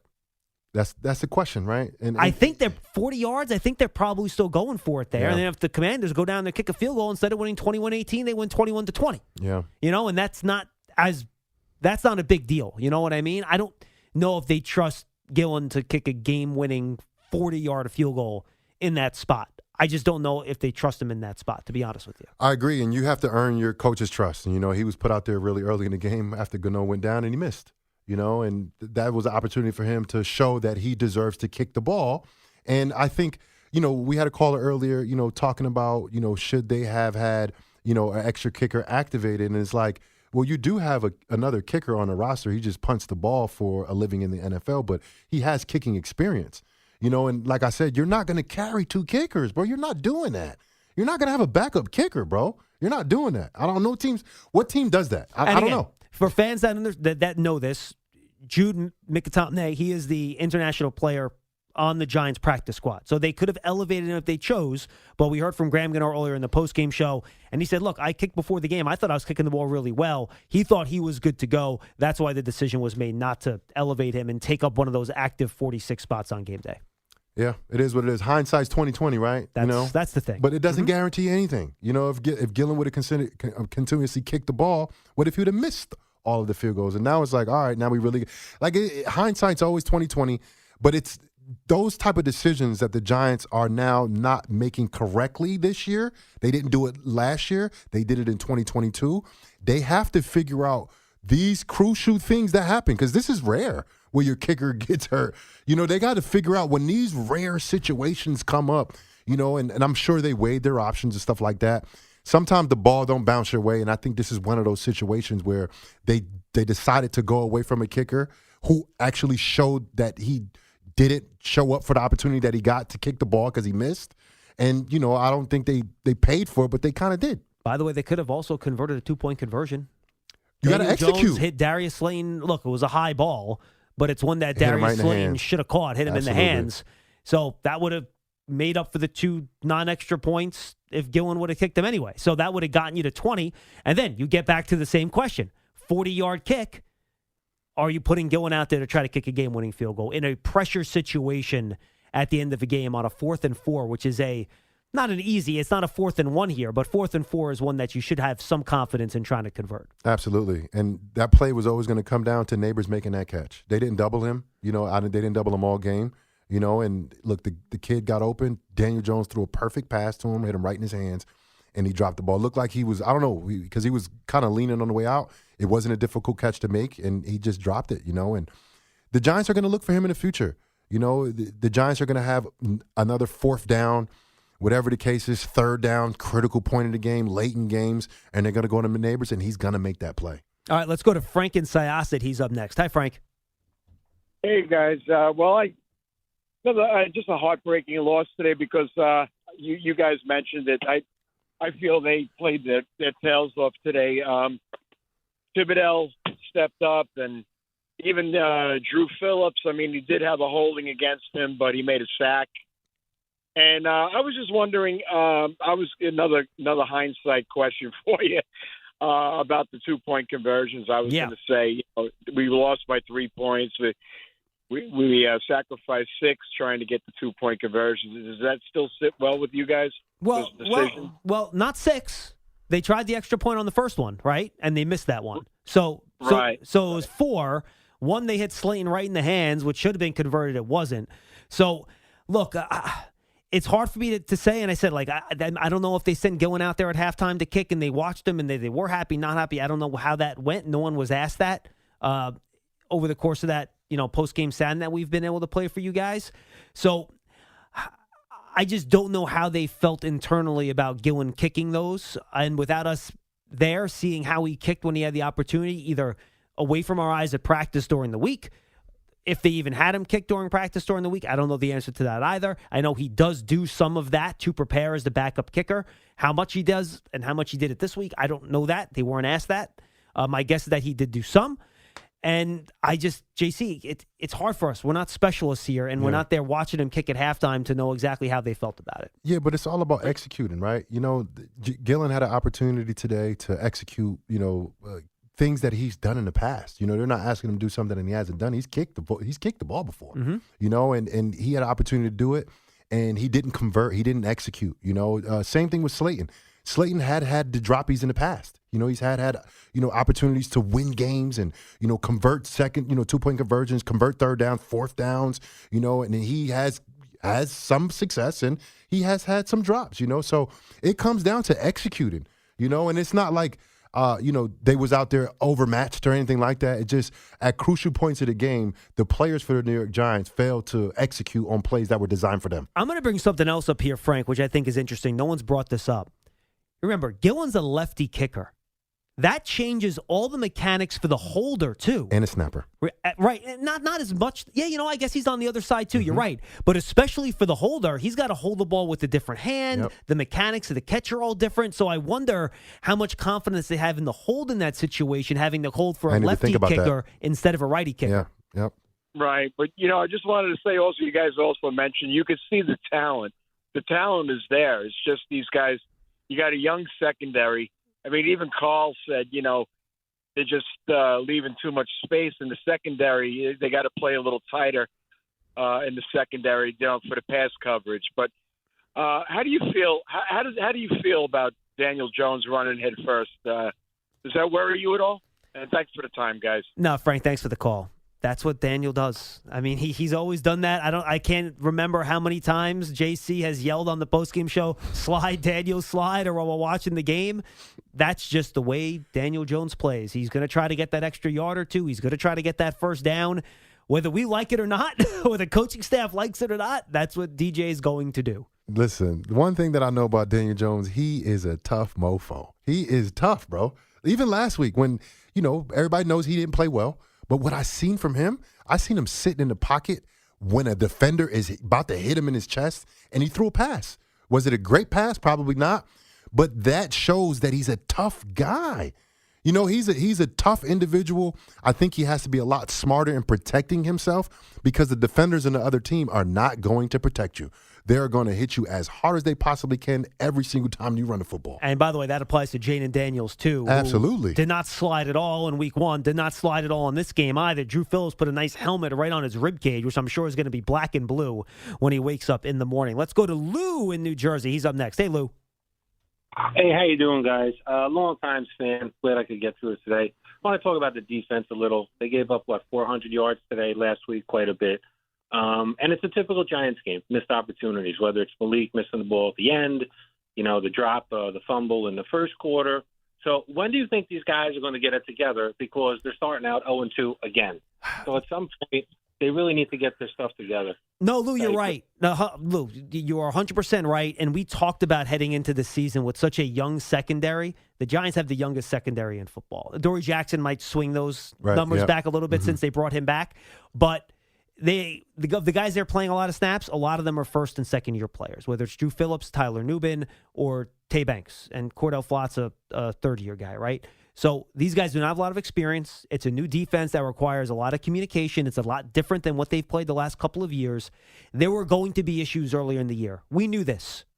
But you hope that the rush defense and the red zone defense would cover some of those up. Last week, the red zone defense failed miserably. This week, it succeeded. The run defense in both weeks has great. Needs to be better. So right now, you're right. The defense has not been where it needs to be. You hope as the JC, and talk about it. You've been in systems where you have a new defensive coordinator.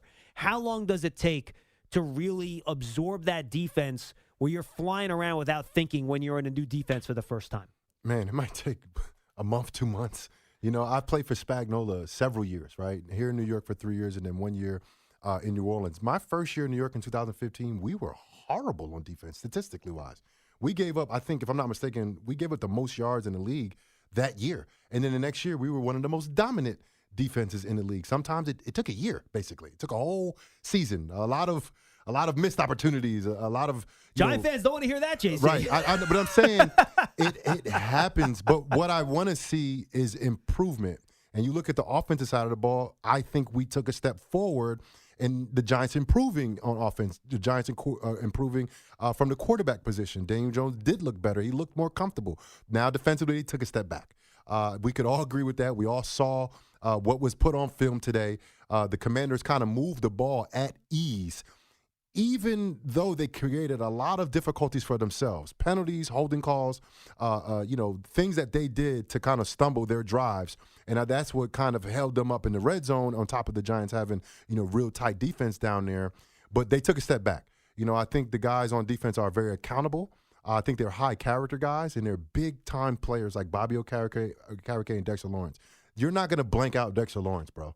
He's going to have a monster game coming up. Hopefully it's this week against the Browns, because Dexter Lawrence, when the Giants come to, they trained over to Washington this week, and they're going to probably fly over to Cleveland next week.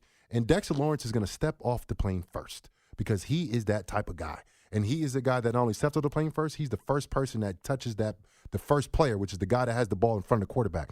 The Dexter Lawrence will show up. The Bobby Okereke will show up. Let's hope they can play complementary football, which is something that the Giants haven't done in the last 2 seasons. These 2 games and the whole season last year, they just really couldn't find out how to do it. Once they figure that out, now we're going to start seeing some good football being played by the Giants. Let's go to Ambrose in Westwood. He's up next. What's up, Ambrose? Hey, what's up, guys? Great commentary as always. Great calls too. I was just thinking. At first, was originally going to call about Hyatt, and it's not like he would have been a huge factor in this game. But before that, this kind of reminds me of the opposite of what we should have done last year's Jets game, where we decided to throw out a hobbled Gano in terrible conditions when Barkley was getting 4 yards a clip on every play at that point. It felt almost like he did the opposite of what we should have done. And my little thing about Hyatt, I personally I just really like the guy, and I think he's always wide open. I watched a lot of film, and he's a baller. I'm just curious why you think he's not seeing the field.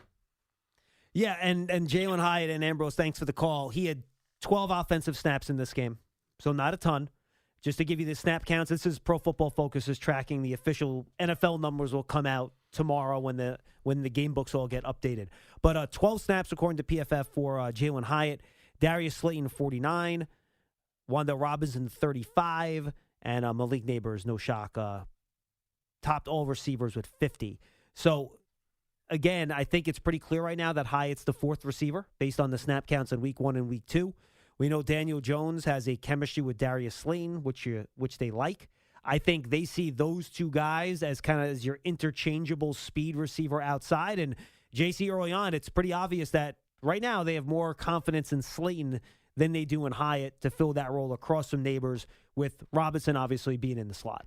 Yeah, it's tough because, when the season started, there was a slash between Slayton and Hyatt for that 3rd wide receiver. And Slayton, he is the veteran. He is the guy that is the most proven in the entire receiver room, including Nabers.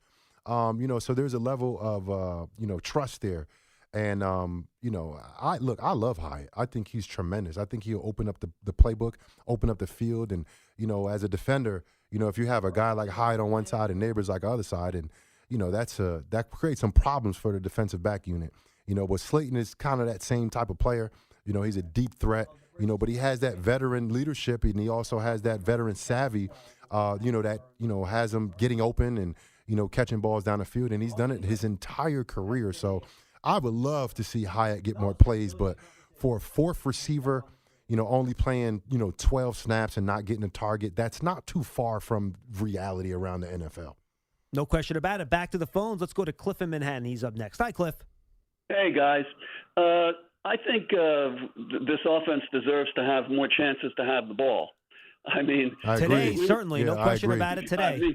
You were really, especially you, John, were really very confident about an improved offense, and I don't think we saw any reason not to believe in that.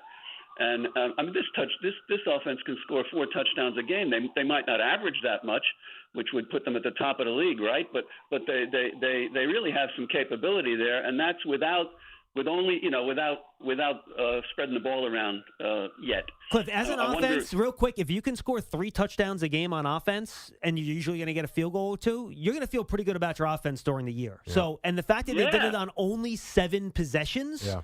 I think you feel I know I had some people tweeting me, Daniel Jones threw for 100, 200 yards. This wasn't even a good game. Why are they saying good things about him? Guys, they had 7 possessions. They only threw the ball 28 times. All right? It's not like he was missing open receivers in this game. So, there was, to your point, Cliff, there were just limited opportunities. And even though, again, credit the defense in the red zone, all great, no touchdowns, 21 points is not a lot. 38 minutes time of possession. I mean, come on. Like, you got to give your offense more opportunities. If it is not a good game for the defense if you walk away from the game and the other team has not punted the ball once and they have not turned the ball over once. That means you have let them score on every single possession. That is not a good defensive game. Facts. Right. Well, another thing about the offense before I ask about the defense, I didn't know Singletary was that good making people miss in the second level. Pretty good, right? Yeah. Oh, yeah. The only difference between him and the other guy so far is the breakaway speed, which, he really had it going. As far as I'm concerned, 95 yards counts as a 100-yard game, Close enough. But on defense, I saw Chapman's number, 94. I didn't see Davidson or Jordan Riley. I don't know if they played. My question is it possible that to do better against the run, they need something more on the first level? I know that Shane Bowen must have been asked about what he wanted from the draft and free agency, and what he got was really a big increase in talent. Even though everybody says the back end is young, the Drew Phillips looks really good, and Tyler Nubin. Well, I don't know what he was doing if he had that many snaps, but do they have at some point, maybe during the week? Does Shane Bowen have a very different group of personnel now than he did when he was, like a world beater stopping the run? I mean, it's football 101 to stop the run, man. Everybody knows that. Absolutely. Yeah, Cliff, appreciate the call. Go ahead, JC. Yeah, please. no, Cliff, good call. Look, the Giants, and I said it one play where it was like a split zone that they ran. Bobby Okereke, it looked like he hit the wrong hole, but he did not when they showed the other view. Tyler Nubin, he was unblocked, nowhere to be found, but he's young. He's a safety, and safety. They're named safety for a reason. They're the safety valve, right? And when teams have split action in the backfield, that creates single gaps for everybody up front. Explain to fans what split action means. So if there's 2 backs in the backfield, and if they go the same way, that's full flow. But if they go opposite direction, that creates an extra gap. And it basically is a single gap offense where the defense has to have guys accountable in every single gap. And there's a couple times that they did that, and the safeties were either a little late or a little out of position. And you can't do that in the NFL. That's why when people say the speed of the NFL, it's not always about how fast the players are. It's how fast things happen, right? Those running backs find those holes immediately. They see the flow of the linebackers, and they're like, oh, that's a hole right there. And they're there before you can even blink. And if you take a false step in the wrong direction, my daughter's here, and I talk about her feet all the time because a false step in the wrong direction in the NFL, that's 8 yards. She's a basketball player, just for the record. You just randomly talking to her about her feet. But feet, they're so important. You know, having your eyes in the right place is so important. And a lot of rookies make those mistakes. Having their eyes in the wrong place, you know, seeing too much, seeing too little, you know, and that will improve. That will improve. And Tyler Nubin is a guy that the Giants can rely on. He's young, but you have to expect a young rookie to make mistakes. And that's what I saw. I didn't watch the all 22. Again, I'm not going to deflect and say I got to wait to watch the film like some guys do. But that's what I saw from, you know, the little replays that we get here on the booth in the studio at WFAN. Jade was a Neighbors catch away from having to be here live for every pregame show for the rest of the year if the Giants would have won this game. Right. Just saying. Snap counts real quick. Dexter Lawrence on the defensive line. Again, these are unofficial. This is what we have in front of us right now. 59 for him, 51 for Nacho, only 16 for Elijah Chapman in this game, 11 for DJ Davidson, and 3 for Jordan Riley. So more concentrated in the two starters. The Giants were on the field for 72 snaps as a defense in this game.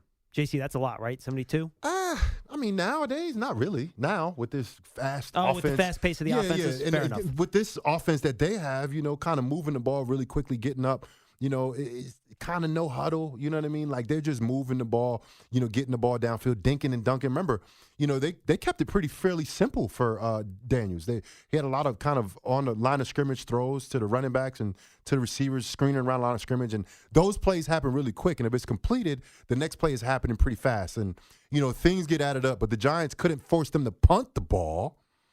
So the game got a little bit longer on their side. So the drives were longer. You know, but 72 plays, I don't think that's too far from the average. All right, let's go to Sergio in Brooklyn. He's up next. What's up, Serge? Yes, hi, how are you? I watch every single minute of the game, and my takeaway question, I haven't heard it from anybody, is this. Yes. How did the Giants allow 7 times Washington to get into the red zone? That speaks of something with defense that needs to be corrected. 7 times they got into the end zone, 7 times Washington shot themselves in the foot a couple of times, penalties, 7 field goals.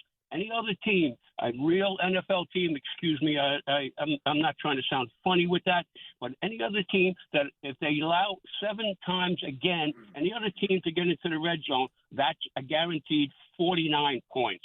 What will be done to correct it, and will Daboll address this specific question? Thank you. No, Serge, I appreciate the call. And look, if you've been listening to us, we've been talking about the defense the whole postgame show. Brian Daboll was not asked about it by the media. Not his fault. I'm sure that's a big concern he has because you're right. Even though they allowed only 7 field goals in the game, 21 points, we talked about the time of possession. Offense only had 7 times with the ball in this game, which is certainly not enough. We've seen games where teams have had 7 possessions and a half, JC, let alone a game. Yep. So that comes down to the defense. This, to me, as much as you have, you know, the turnover by Singletary, the drop by Nabers, and the stuff in the kicking game, if I'm going to point to something in this game for why the Giants lost, this one's on the defense to me. Yeah, I think they got to, you know, and they are. I think, you know, you heard from Bobby Okereke right after the game. We had his audio, and it sounds like he's taking full accountability for, you know, not only the total yards that they gave up, but specifically the rushing yards that they gave up. Yes, Brian Robinson's a big, strong running back, but when you're you know, cutting runs back and nobody's there for 5 yards, you know, that's not good. You know, that's basically the front 7, including that safety that's down in whatever way it is. JC, 200 yards rushing is not acceptable. That's totally unacceptable. You know, and a lot of that was traditional run game. It wasn't Jaden Daniels had some scramble yards, but Robinson and Eckler almost had 200 between the two of them. Yep, over 8 yards, almost 8 yards of carry for Brian Robinson. Yeah. And he's a big back who's not really that fast. You know, like guys like Saquon, you know, he'll have, you know, 12 carries, 100 yards, but he'll break a 70-yarder. 25 for 171 for Robinson and Eckler. Yeah, that's totally unacceptable. You know, and look, we talked about Shane Bowen's defense in the past. That, by the way, is just under 7 yards per carry. Right, which is not good at all, you know, and the Giants have to do a better job on first and second down to create, you know, bigger third downs. And then on third down, you got to get off the field. They created how many literally they had, I saw a 3rd and 13 at least twice, literally 3rd and 13, and they converted both of those. They converted both of those 3rd and 13s. The Giants have to figure out a way when they create those situations where it's 3rd and 13 how to win. 50% on 3rd down, giving up on defense is horrible. All right, JC, I'm going to go through this real quick. I'm just going to go through the play-by-play. I'm sure I'm going to miss stuff here, but bear with me, okay? 3rd and 9, first drive, incomplete to Zach Ertz, defensive holding penalty on Pinnock, first down. Rough call. That's a conversion. I would say close. 3rd and 1, pass to De'Ami Brown, 5 yards, first down. 3rd and 10, completion for 9 yards, gets it to a 4th and 1. They convert to 4th and 1. So while that's not a conversion, it's still not great. 3rd and 14, they allow a 13-yard run on the play to a 4th and 1. The Commanders could have easily converted that. They had a false start, and that made them kick the field goal. Again, got helped with those red zone stops. That's not, 4th and 1 at the 4. The Commanders were going to go for that and try to convert it. They couldn't get it. Next drive for Washington, 3rd and 4, conversion, 21-yard gain. 3rd and 1, conversion, 10-yard gain. 3rd and 6, Daniel gets sacked for a 7-yard loss. Next drive, 3rd and 13. There's one of them. Jaden Daniels scramble, 14 yards, first down. Same drive, 3rd and 13. That little pass over the middle to Austin Eckler, 16 yards, first down. And then they get a stop on a 3rd and 4 when Eckler runs it for no gain. You cannot have a drive where you let them convert two 3rd and 13s on one drive, and that turns into one of those 7 field goals. You just can't have it. Those are 3rd and longs. Last week, the Commanders, they did not convert 1 3rd down of 6 yards or more. 0 the whole week. Those are 2 13-yard ones right there. First drive, second half, 3rd and 8, 20-yard pass to Zach Ertz, first down. 3rd and 8, they get the stop. 3rd and 1 conversion, a 3rd and 11 failure. The bottom line here, JC, you're right. As bad as the run game was when they did get him in good 3rd and long situations, way too many conversions for the Commanders over the course of this game. Well, one of the last 3rd downs was when Burns had a sack, and then that was negated by the Phillips hold. So I think you left that one off because you kind of got tired of it, it looks like. I got tired of going through it. I'm not going to lie. I did. Yeah, that was a 3rd and 5 on the Commanders' next to last drive. It was 18-15 Giants. It was 3rd and 5 on their own 45-yard line. Burns got a sack, and they got Drew Phillips for a defensive holding penalty, first down. I mean, you talk about, every single game, there's 3 to 5 plays that determine, the outcome of the game. That was one of them, for sure. On 3rd down, the bend but don't break defense was holding up until that 3rd down, and that was it. I thought that was also a kind of a bang-bang type of deal. Yeah, it was. It was for sure. But again, that's kind of scenario of today's game with the defense, right? It was close, penalties possibly, yes, but it was ultimately comes down to executing, getting off the field on 3rd downs, and that's something that the Giants failed to do 7 times out of 14 today. Final call of the show, and you guys have been great, by the way, on the postgame with the calls. I appreciate you guys. Let's go to Matt in Connecticut. He'll wrap us up on the phones today. Matt, what's going on? You're on Giants Extra Point with John Schmeelk and Jonathan Casillas. Hey, guys. What's going on? What's up, man? No, just a couple things I wanted to just touch on with the Giants. I think I heard what you guys said the last segment there with the defense, but I was kind of trying to. Well, I feel like I was disagreeing with as far as what they let up last week versus this week. Last week they had 1 sack. This week they had the 5. And then if you follow up what the Vikings, what they did today versus San Fran, they shut San Fran down. They took the game. Matt, by the way, I was going to bring that up in the next segment, and then you can continue. It's a great point. A lot of people thought, oh, what a terrible loss at home to the Vikings last week. Right. Do we have to look at that loss a little bit differently now, given that they basically whooped San Francisco today? Yeah. They whooped them. Yeah, right. And then I think I heard you say, I just jotted it down, I thought you said that the Giants had 38 minutes with the ball. No. The Commanders had 38 minutes with the ball. Oh, I got you. And the Giants just had 22 minutes with the ball and only 7 possessions the whole game. Yep. Okay, that was on me. That's okay. And then I want to touch base real quick on just on the kicking situation there. Yes. I heard you guys, you brought up a great point on the switching over to a lefty kicking. I didn't see what they did. Honestly, I missed that first extra point they went with that they missed. But isn't he the holder when, what's his name? Yeah. Yeah, Gillum's the hook That holder. was, so that was the point that Schmeelk was making. No, Matt, you make a good point because I only brought up the fact that it was a lefty, and I mentioned Drew Lock, Yeah. but I did not bring up the point that Drew Lock's not normally the holder. Jamie Gillum's the and dude, I should have said that, Matt. You make a great point. Yeah. So you not only have a totally lefty thought of that, kicker, and you have the backup holder on top of that, Matt. That is an excellent, excellent point. How many reps you think Drew Lock has taken at holder? I wonder if he held. I wonder if he held for Seattle last year behind Geno. I don't know the answer to that. I'm not even sure I know how to look that up, to be honest with you. Right. Didn't think of that either. Honestly, guys, I think they improved. Like last week was terrible to watch. I was just so, but this week I think Jones definitely stepped up big time. I know he missed a lot of plays. Nabers missed that last fourth down. That was a bad one, but I thought he played a lot better. He's like you said. No, he did. I don't got your names right off the rip. This is my first time calling in, but. John and John, Matt, it's easy. You got two Johns here, bro. Very simple. You can't miss. You can't miss. John's the linebacker. All right? Yeah, there we go. There we go. John the linebacker said, this is his second game back from his, injury. And what other quarterbacks are doing what they're doing, So I think he made a big improvement for sure. Nah, Jones. I was scared last week. Matt, absolutely. And good call. Now, the problem is, before we get to break here, JC, we go talk about all this great stuff. Oh, they improved. That's fantastic. The problem is that you're 0-2 now. Yeah. Yeah. And I'll give you the math. It's not great. Since 1990, how many teams do you think have made the playoffs that started 0-3? They started 0-3? Yep. How many teams? 2. 4. Okay. I knew it was a low ball. So I that's kind of low as 30, possible. 34 years, if my math is correct. It's insane. 4 teams. Insane. But and then also specifically for the Giants, when you looked at this schedule and you broke it up in quarters, right? And you was like, okay, the first quarter, the second 2 games of the first quarter, which is what we're in right now, is Cleveland and the Cowboys, right? Cleveland was a great team last year. There was a team that had the rest, the blueprint to San Francisco. They were the ones that dethroned San Francisco.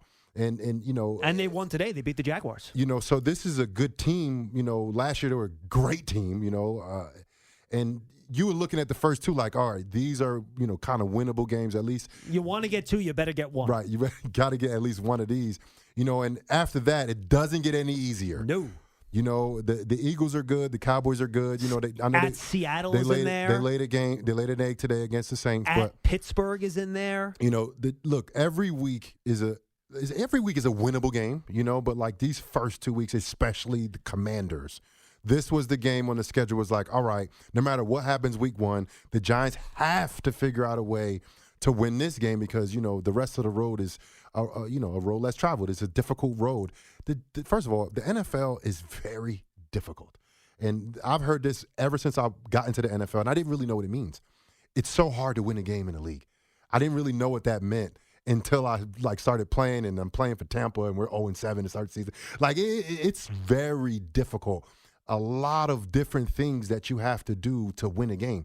Being situationally aware at all times, no matter what, whether it's injuries, whether it's situational field position, whether it's weather, all of those things play factors into these tremendous games that we watch every single Sunday, Thursday, Monday, Friday, Brazil, wherever it is, and the Giants have to figure out, it comes down to playing complementary football because Giants offense may not be efficient one week. The defense has to step up. Giants defense may not be, slow this offense down, whoever they're playing. The offense has to step up. Special teams has to be there every week. And we cannot consistently see the Giants not figuring out how to do that.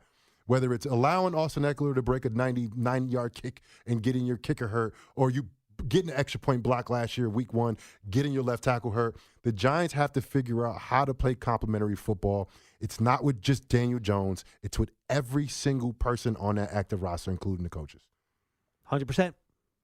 And now wins and losses, they always matter, but you can't just say, oh, we played better, but we lost. Well, eventually you're going to lose too many games, and the season becomes in jeopardy. So got to turn around next week, and we'll talk about the opponent next week, the Cleveland Browns, when we come back after this. The Giants fall to the Commanders 21-18 right here on Giants Extra Point. We'll wrap things up when we return.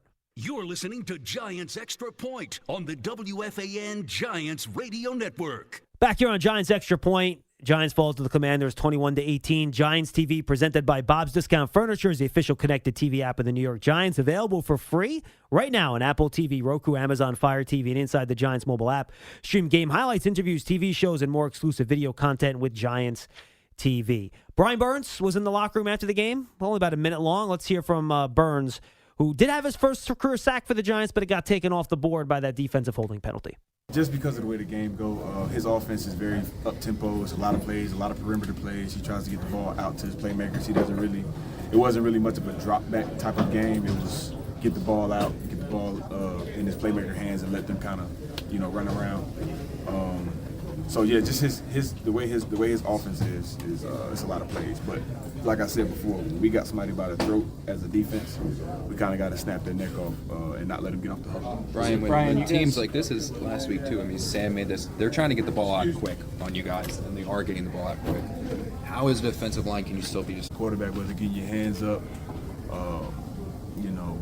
just getting his window, just cutting them off, make them uncomfortable. Brian, I'm sorry. No, and I mean that's gonna be a lot of the NFL. And that's a lot of how teams gonna play us just because of what we have up front. I might guess, JC, his snapping the neck comment has to do with letting them off hook on those third and longs.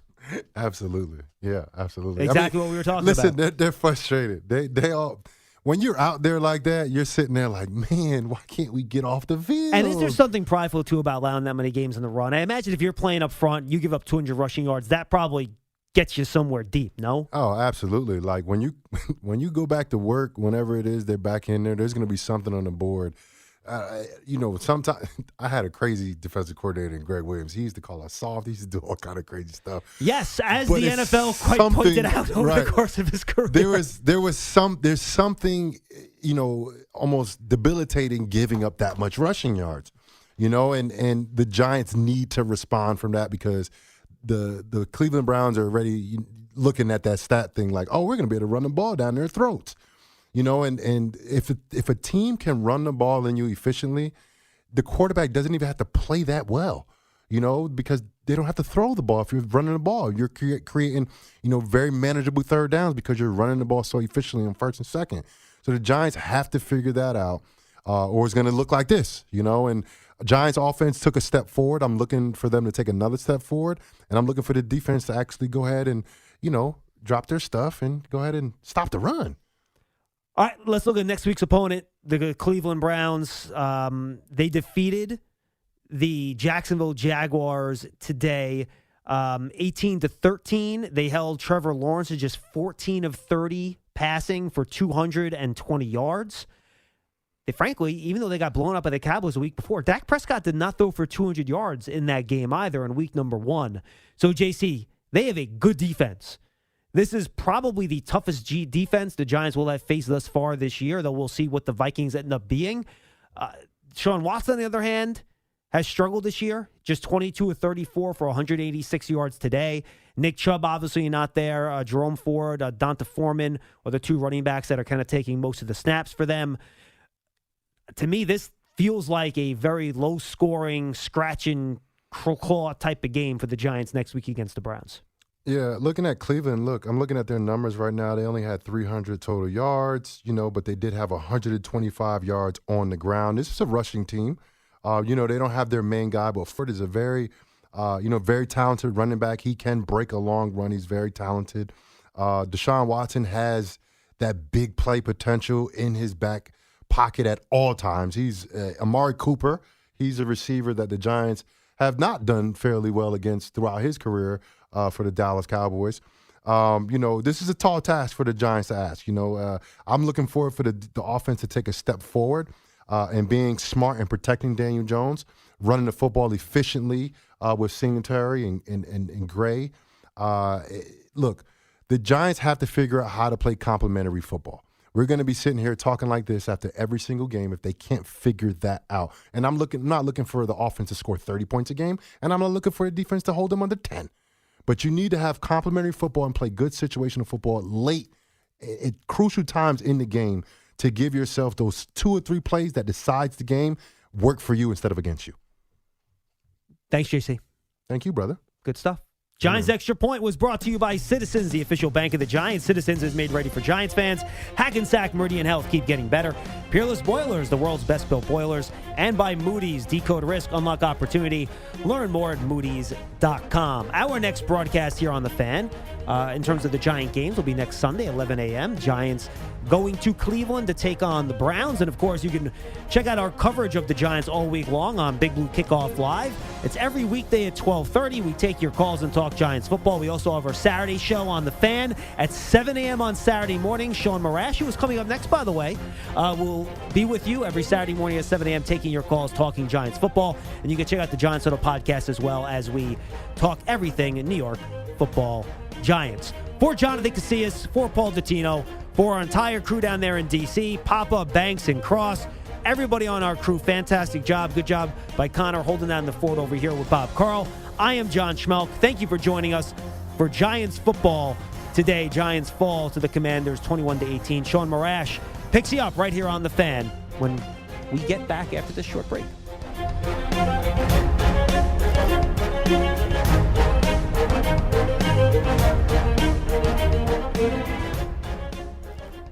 Some people just know they could save hundreds on car insurance by checking Allstate first. Like you know to check the date of the big game first before you accidentally buy tickets on your 20th wedding anniversary and have to spend the next 20 years of your marriage making up for it.